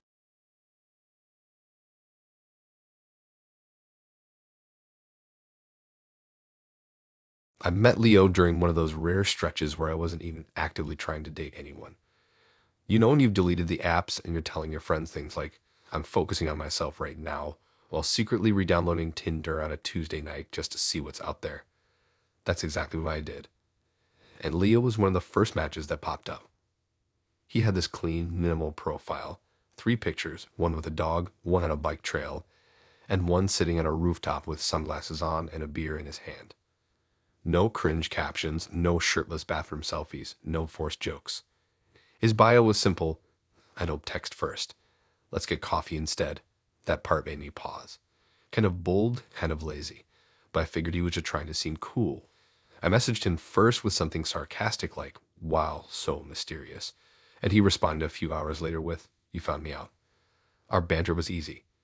He had this chill way of texting where it never felt like he was trying to impress me. No overuse of emojis, no corny flirting. Just smooth, short responses. He kept things light. Always left the convo at just the right spot, like he wanted to keep the mystery alive. At first, I thought it was refreshing. A guy who didn't overshare. Finally. We set up a coffee date, and he picked this small spot tucked behind a record store. He showed up in a worn denim jacket, black jeans, and the kind of boots that looked expensive, but scuffed in all the right places. He smelled like setter and didn't fidget once during the whole conversation. I liked him immediately. He had that calm confidence people usually fake, but he somehow just had. We talked for almost 2 hours. Nothing too deep. Music, favorite snacks, travel, why everyone suddenly owns houseplants. He listened when I talked but didn't overshare about himself. I left that date feeling weirdly light, like I'd just watched a good movie and didn't want to overthink it. I texted him the next day, and he replied, "Had a great time. Let's do it again soon." But here's the thing, he never texted first. Ever. At first, I didn't care. I'd said, "Hey, want to hang out this week?" And he replied, always saying yes, always showing up. We went to bookstores, late-night taco runs, even a weird outdoor jazz event that he found online. Every time we hung out, it was great. But once I was home, it was radio silence until I reached out. One night, I tested it. I waited to see if he'd text me first. I waited 2 days. Nothing. So I broke and messaged him. He responded within the hour like nothing was weird. I asked him about it once. Jokingly said, "So are you allergic to starting conversations or what?" He just smiled and said, "It's kind of my thing." That should have been a clue. We kept seeing each other for a few weeks. I noticed patterns. He was always vague with his schedule. Said things like, "Next week's kind of full," or "I'll know more tomorrow." He never invited me over. We always met in public, usually near my side of town. I started wondering if he was just bad at communicating or if there was something he wasn't telling me.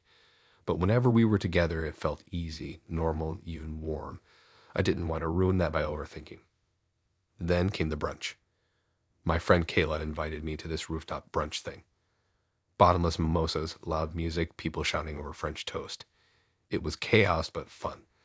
We were mid-bite when she pointed to someone across the space and said, "Hey, doesn't that look like the guy you've been seeing?" I turned, and there he was, Leo, sitting at a table with another girl, smiling, laughing, holding her hand. I froze. It wasn't just a shock of seeing him. It was the way he looked comfortable, like he wasn't hiding a thing. Like this was just another Sunday for him. I told Kayla to stay put and walked over. I didn't make a scene. I just said, "Hey." His face didn't even register panic, just a slight shift. "Oh, hey," he said, like we were casual acquaintances. The girl looked confused. I didn't say anything to her. I just asked him seriously, and he said, "We never said we were exclusive." That was it. No apology. No explanation. Just a reminder that technically he hadn't broken any rules. I walked away before I said something loud. I felt stupid, not because we weren't exclusive, but because I hadn't seen it. I'd assumed that because he was kind when we were together, it meant he was consistent when we weren't, but that wasn't the case. Later that night, I texted him, not to argue, but to ask how many people he was seeing. He replied, "I don't keep count. I let people come to me." That's when it all made sense. That I don't text first. The mystery, the vague schedules. He wasn't being low-key or cool. He was just juggling. He never texted first because he didn't have to.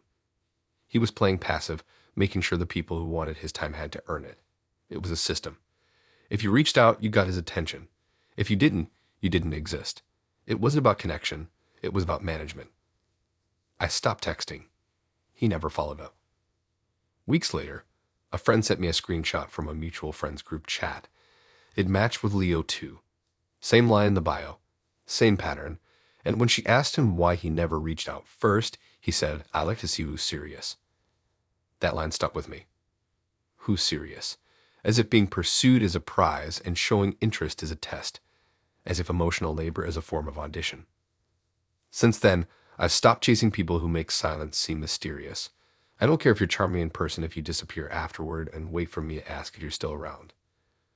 If someone's idea of effort is not texting me first, they're just hoping I'll do the work of keeping them relevant. Leo wasn't a bad guy, but he was a collector. Always waiting to see who would reach out next, and I'm done trying to prove that I'm worth someone's reply.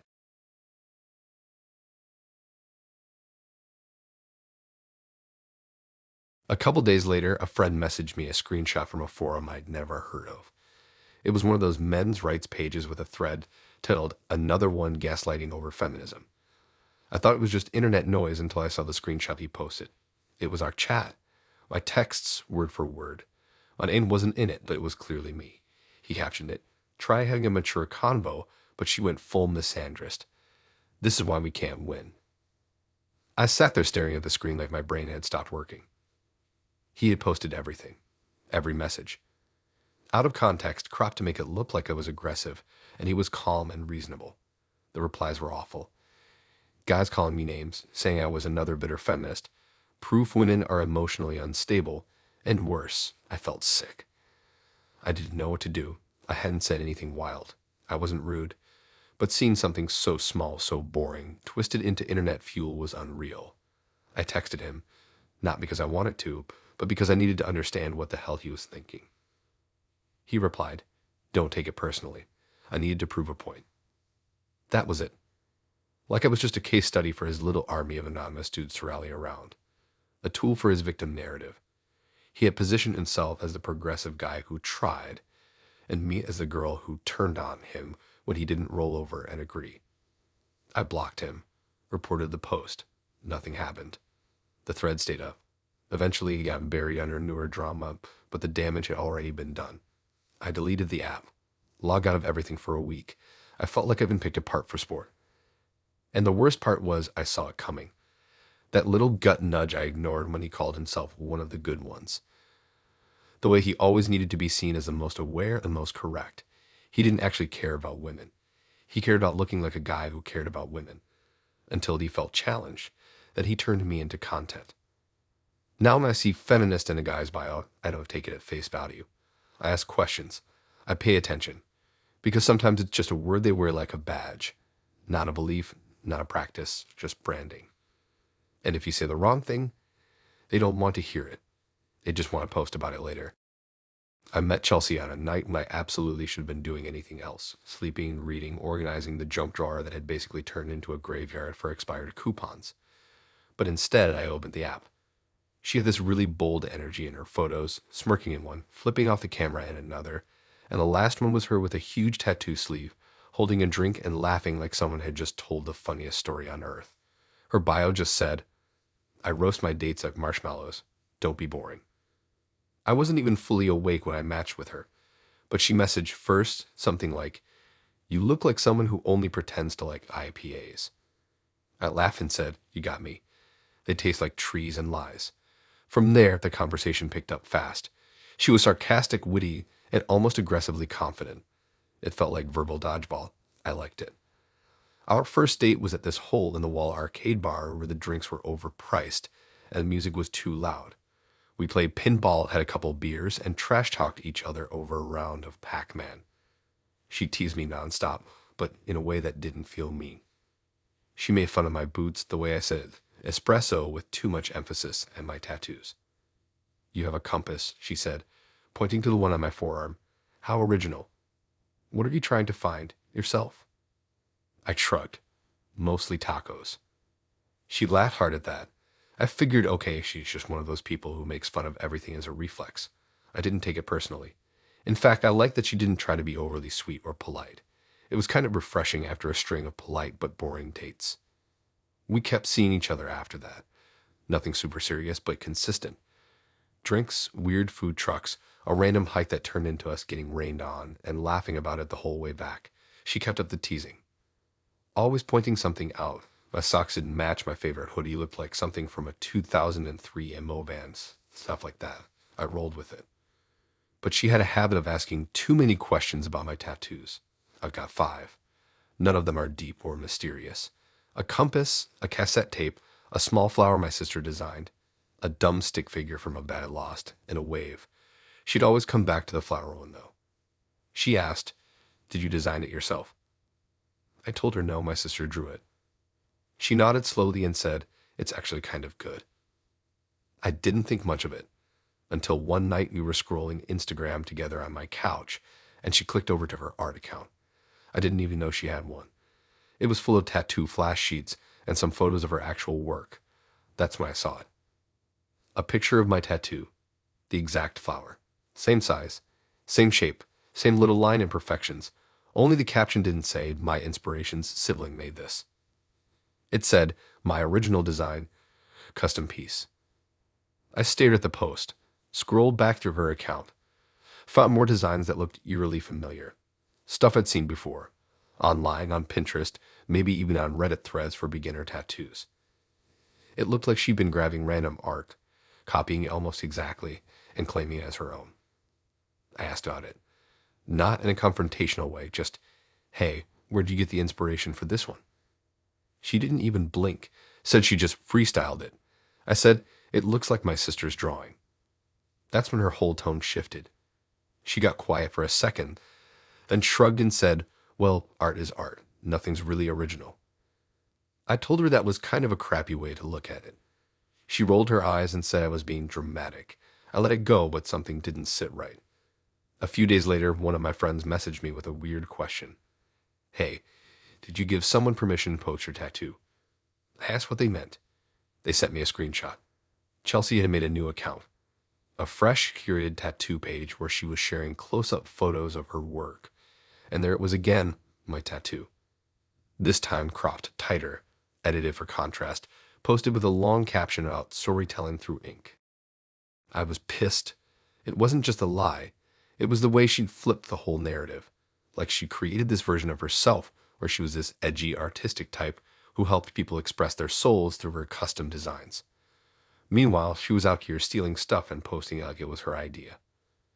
I messaged her, said it wasn't okay, that it wasn't hers, that it meant something personal to me. She replied, "You're overreacting. I didn't say it was yours."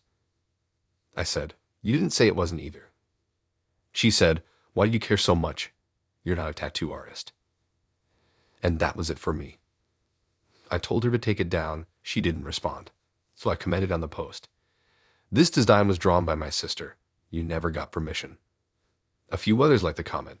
She deleted it, then blocked me. I didn't try to message again. I didn't go looking for more stolen designs. I just stopped.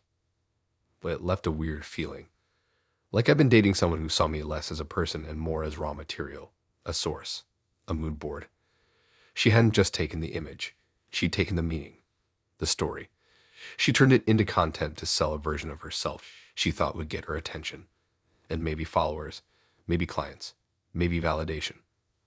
Now, when someone teases me about my tattoos, I smile politely, but don't give them the backstory. I don't let them get close to the meaning unless they've earned it. Because I learned that some people don't want to know to you. They just want to wear to you.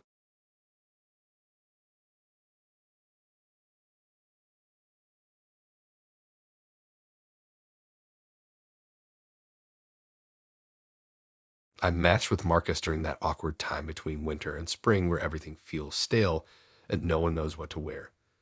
He had one of those perfectly symmetrical faces that make you wonder if he was using a filter or if he just really understood lighting. His bio was short, something like into fitness, food, and figuring things out, which sounded vague enough to be harmless.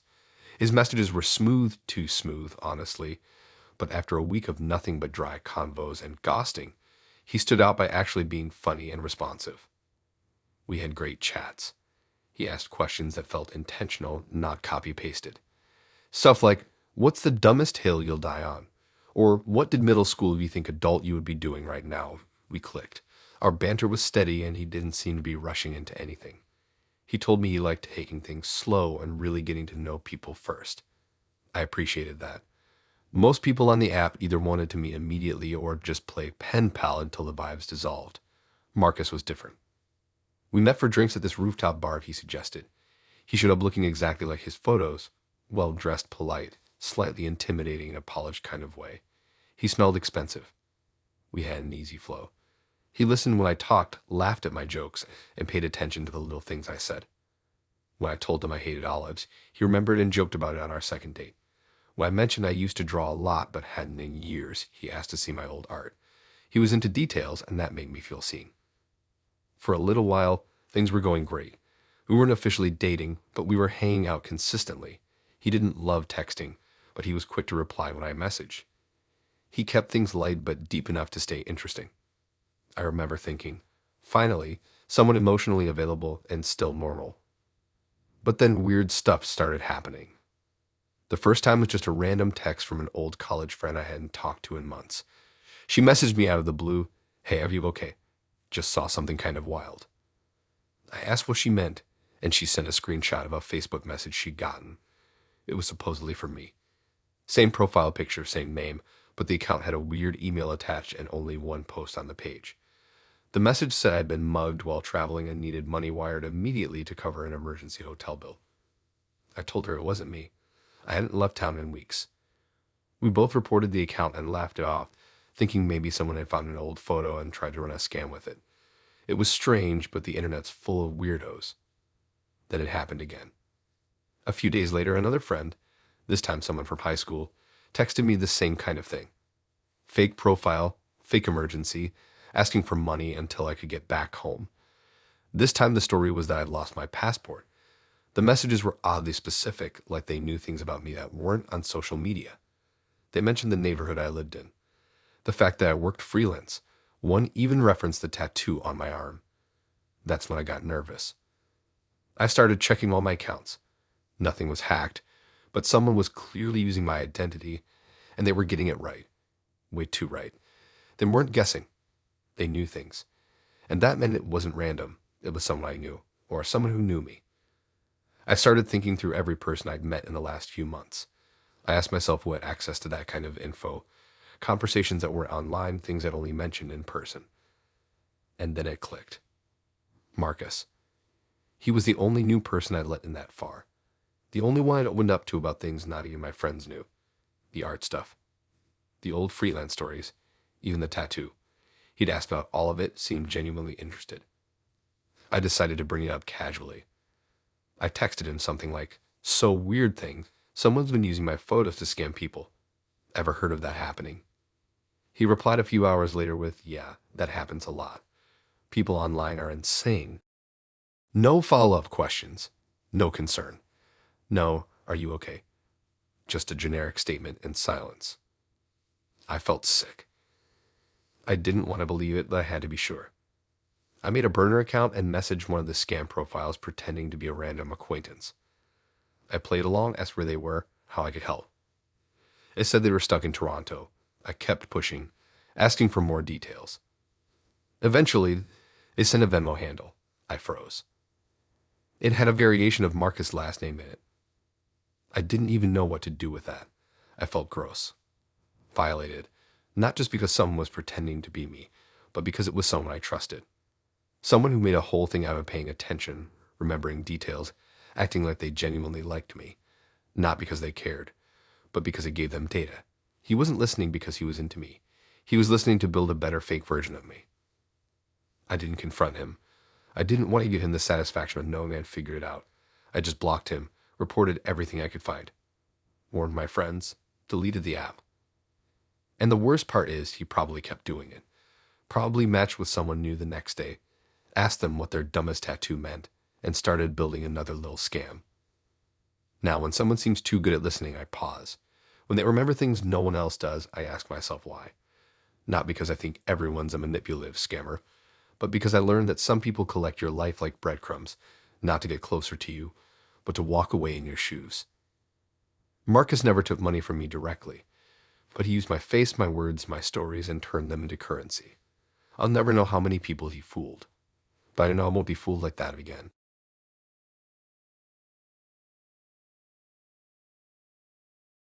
I matched with Nemo on a rainy Tuesday when I was stuck inside, half watching some cooking show and swiping more out of boredom than actual interest. His profile was quiet, almost weirdly empty compared to most guys. Just one photo, him sitting on a bench with a hoodie pulled low over his face, looking off into the distance, and a one-line bio, not here for a crowd. Normally, I'd scroll right past that kind of thing, but something about it felt peaceful. He messaged me first with, "You seem like someone who's tired of loud people," which fair enough I was. We started talking, and right away he came off as introverted in a very deliberate way. He said he didn't like parties, never had Instagram, found TikTok annoying. Said he preferred deep one-on-one convos to group hangouts. I like that. I'd had enough of loud, performative types trying to turn every date into a mini reality show. Nemo seemed different, private, real. Our first date was just a walk in the park, literally. We met near this small lake trail and just walked for an hour, talking about music, awkward middle school years, our favorite places to disappear. He didn't try anything. No cheesy lines, no weird touching.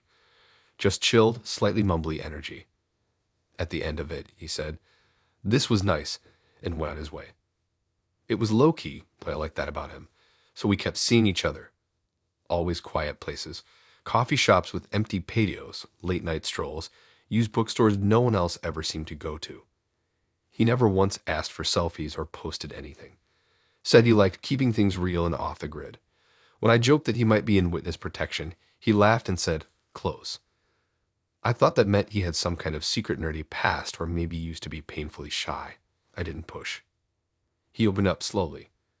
Told me his dad was out of the picture, that he grew up moving around a lot, that he never really felt seen by people until recently. That line stuck with me. Never felt seen. At the time, I thought he was just being poetic. Turns out he meant something way different. About 2 months in, we'd settled into a comfortable rhythm. Nothing official, but it felt steady. I started leaving a toothbrush at his place. We swapped playlists, even did grocery runs together. It was all so normal. But there was still this little thing that kept scratching at me, how off the grid he really was. I never found his last name on anything. His phone had no social media, no tagged photos. He said he deleted everything years ago. I believed him. Sort of. Then one night, my friend texted me a video. No caption. Just a link. I opened it thinking it was a meme or something, but the second it started playing, my stomach flipped. It was me, sitting at an outdoor table with Nemo laughing about something. The angle was weird, like a hidden cam in the bushes. The audio was crystal clear though, my voice, my face, even my stupid little laugh. The title of the video was "Quiet Girl Falls for Antisocial Guy. Watch her face when he confesses." My heart started racing. I scrubbed through the video and realized it was a compilation of our dates. Small moments edited together with dramatic music and cuts to black and white. There were clips of me talking about past relationships, telling about my childhood dog, even one of me leaning my head on his shoulder during a late night walk. The captions were humiliating. She thinks he's shy. Wait till the twist. She has no idea. I kept watching in total disbelief until the last clip. It was a staged moment when I remembered. We were sitting on a bench near the lake, and he turned to me and said something like, "Can I tell you something weird?" I remembered that moment because I thought he was going to say something cute, like he liked me or had a weird fear of squirrels or something.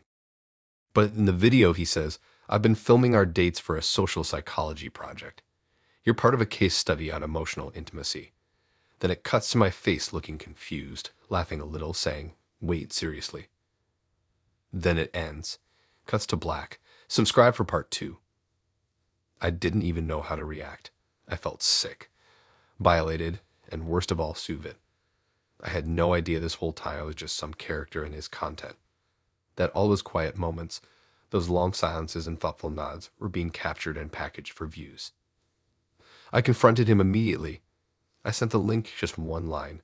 "What the hell is this?" He replied hours later saying, "It's not what it looks like, classic." He tried to spin it like it was a social experiment and not meant to hurt anyone. Said the videos were anonymous, said he blurred identifying stuff. I told him I didn't care about blurry backgrounds. I knew it was me and my friends recognized me. He said he hadn't expected the video to blow up, that it was part of a series he'd been doing for a while, that he'd been testing emotional openness in strangers. He even had the nerve to say I had one of the most interesting responses. I blocked him right there. But I couldn't block the video. It had already gone viral. The comments were a nightmare. People analyzing my body language, judging the way I laughed, saying I was too trusting or trying too hard.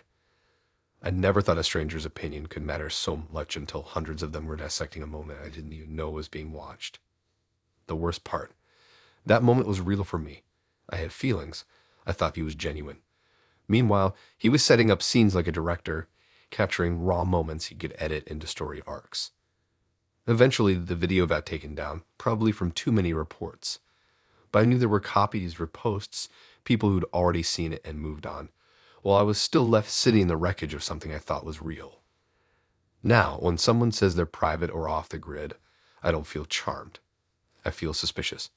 Because Nibbo wasn't shy. He wasn't disconnected. He was just really good at playing a role.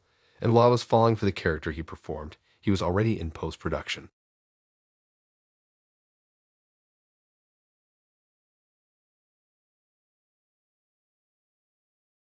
Fats messaged me first, and yeah, her name caught my eye immediately. I figured it was a nickname. Maybe ironic, maybe short for something, maybe a joke I wasn't in on yet.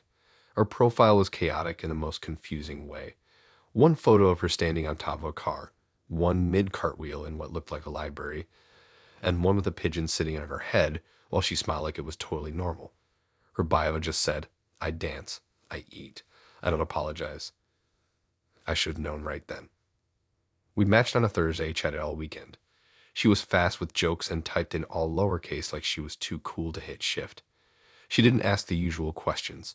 She asked what my favorite ceiling looked like, what I'd do if someone stole my socks during a job interview, and if I could trust someone who walked barefoot on public stairs. I was intrigued. She was weird, but it felt like the good kind of weird, like the kind that would make dates interesting and unpredictable. Oh boy. She asked me out before I even had the chance to suggest it. "Let's get pizza and vibe," was her exact message. I agreed. She picked this tiny Italian place downtown that only has 6 tables, brick walls, fairy lights, and an owner who looks like he's been making pasta since birth. It's the kind of spot that's romantic without trying too hard, which made her next move even more insane. She showed up wearing a red tracksuit and sneakers with the tongues sticking out like they were begging for help. No bag, no phone in hand, just a girl on a mission. She walked straight up to me, gave me the most aggressive side hug I'd ever received, and said, "You're taller than I thought. That's good for balance." What did she mean by that?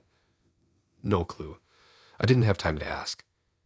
We sat down, ordered a pizza to share, and for the first 10 minutes it was fine. She was animated, funny, and told me she once fell asleep in a laundromat because the sound of the dryers was meditative. She talked with her hands so much that she nearly smacked the waiter's tray when he brought our drinks. Still, I was into it. I was riding the chaos. Then the music changed. They started playing some 80s breakbeat track, something old school and funky, and Fats immediately stopped mid-sentence. She turned her head slowly toward the speaker in the ceiling like it had called her name. She stared at it, nodded once, then looked back at me with complete seriousness and said, "Hold my soda." I didn't even get a chance to say anything. She stood up, walked to the center of the tiny restaurant, which was not empty, by the way, and cleared her throat. "Excuse me," she said to no one in particular. "This is my moment." I wanted to slide under the table and disappear. But before I could even fully process what was happening, she started breakdancing. Like actual breakdancing. Spins, footwork, a weird windmill move where her leg kicked the chair behind her. People were staring. The waiter dropped his notepad.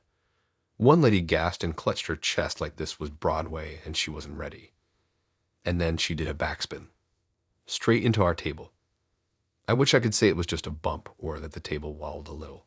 But no. She launched herself backward, hit the table with the force of a small car crash, and the entire thing collapsed. The pizza, the drinks, the utensils, everything hit the floor. Plates shattered. Soda went flying. The whole restaurant fell silent except for the soft fizz of my ruined Coke on the tile. She laid there for a second, face up, breathing hard. Then she got up like it was no big deal, brushed herself off, and said that was a strong table, until it wasn't. The owner came over. He was furious but trying to be polite, probably because he thought we were unwell. I tried to apologize, started explaining that I didn't know she was going to do that, but she cut me off. She looked the guy dead in the eye and said, "Don't worry, he's got it. He's got it." She meant me. I stood there frozen while she turned to me, gave me a wink like we were co-conspirators in some elaborate prank, and walked out. Just walked right out. No goodbye, no sorry, nothing. I stood there like an idiot while everyone in the restaurant stared at me, waiting to see what I'd do.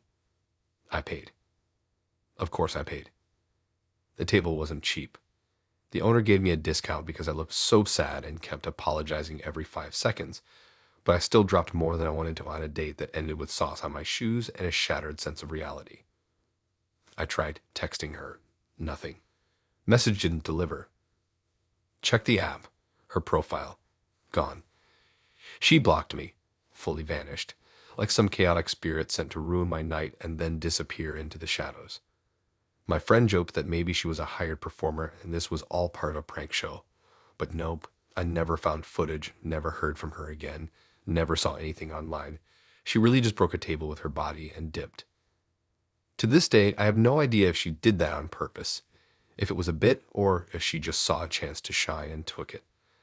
Maybe that was her test. If you can't handle me spinning into furniture, you don't deserve me. All I know is I now flinch whenever I hear old school breakbeat tracks, and I never let someone else choose the restaurant.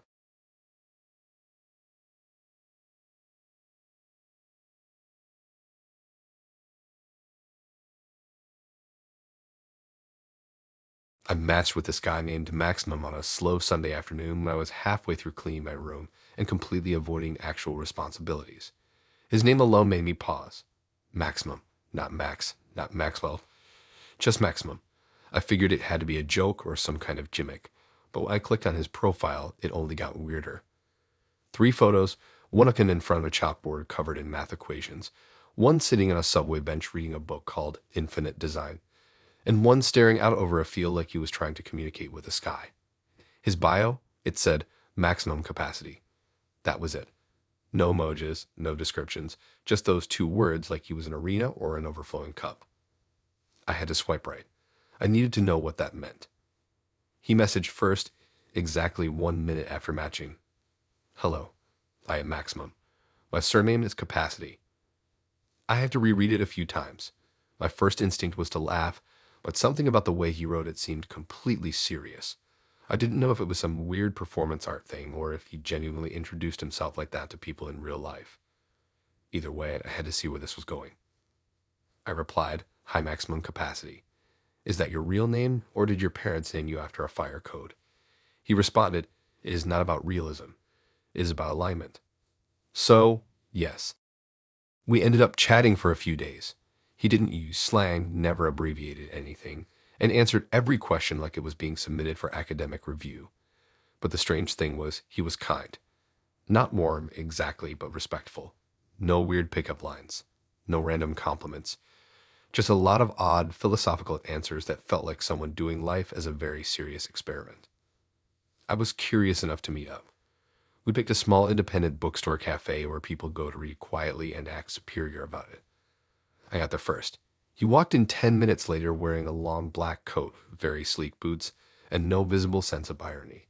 He walked straight up to the table, gave me a firm nod, and said, "Maximum capacity." I said, "Right, I remember." I couldn't even pretend to play it cool. It was like meeting a concept in person. He sat down, folded his hands, and asked if I had prepared questions. I said no because I thought this was a date, not a panel interview. He said, "I find that structure accelerates connection." Then pulled out a small notebook and clicked a pen like he was about to take notes on me. I laughed a little and asked what he did for work. He said, "I am not bound by traditional definitions of occupation, but I do offer consultations on energy orientation and cognitive frame mapping." I had no idea what that meant, and I told him that. He just said, "It is difficult to summarize." Despite how completely bizarre everything was, the conversation was actually kind of fun. He didn't small talk. He asked the kind of questions that felt like riddles. What space do you occupy when you are silent? Do you view time as a container or a river? What is your favorite type of chaos? I said, "My family group chat," and he smiled just slightly like I passed some kind of test. He talked about the concept of maximum capacity not as a joke, but as a serious life philosophy. He believed every person had a specific energetic threshold, and that most people operated at minimum effort below their potential. He said he named himself Maximum to remind himself never to settle. He said, "Capacity is what we hold. I intend to hold everything." Honestly, it was the strangest date I've ever been on, but I wasn't bored. At no point did he ask anything creepy or personal. He just saw the whole thing as some grand exploration of shared frequency. I told him that my brain felt like it was lifting weights just trying to keep up with him. He nodded and said, "Mental fatigue is a sign of growth." After about an hour, I was ready to wrap it up. Not because it was bad, but because I felt like I needed a nap and a diagram to process what had just happened. I told him I was heading out and thanked him for the conversation. He stood up, bowed, yes, bowed, and said, "You've been received. Thank you for your willingness." Then he walked away like a philosopher leaving a TED talk. I got home and just sat on my bed for a while thinking, what the hell just happened? I didn't know if I wanted to see him again or if I needed to delete the app and sage my entire apartment. The next morning, he messaged me a full paragraph about how he appreciated the exchange of resonance and that he felt our capacity intersections were notable. I replied, "You're definitely one of a kind," and left it there. I didn't ghost him, but I didn't follow up either. A week later, I saw that he'd unmatched me. No drama, just gone. It's been a few months now, and sometimes when I'm alone and overthinking something random, I'll remember that maximum capacity is still out there somewhere, possibly mentoring someone how to ascend to their highest energetic setting. I don't regret meeting him. I actually respect how deeply he commits to the bit, even if it's not a bit to him. He's the first person I ever met who fully treated his name like a mission statement. I still don't know what his real last name is. Maybe I never will, but I'll never forget him, because honestly, that guy came to the date at full power, and maybe that is his maximum capacity.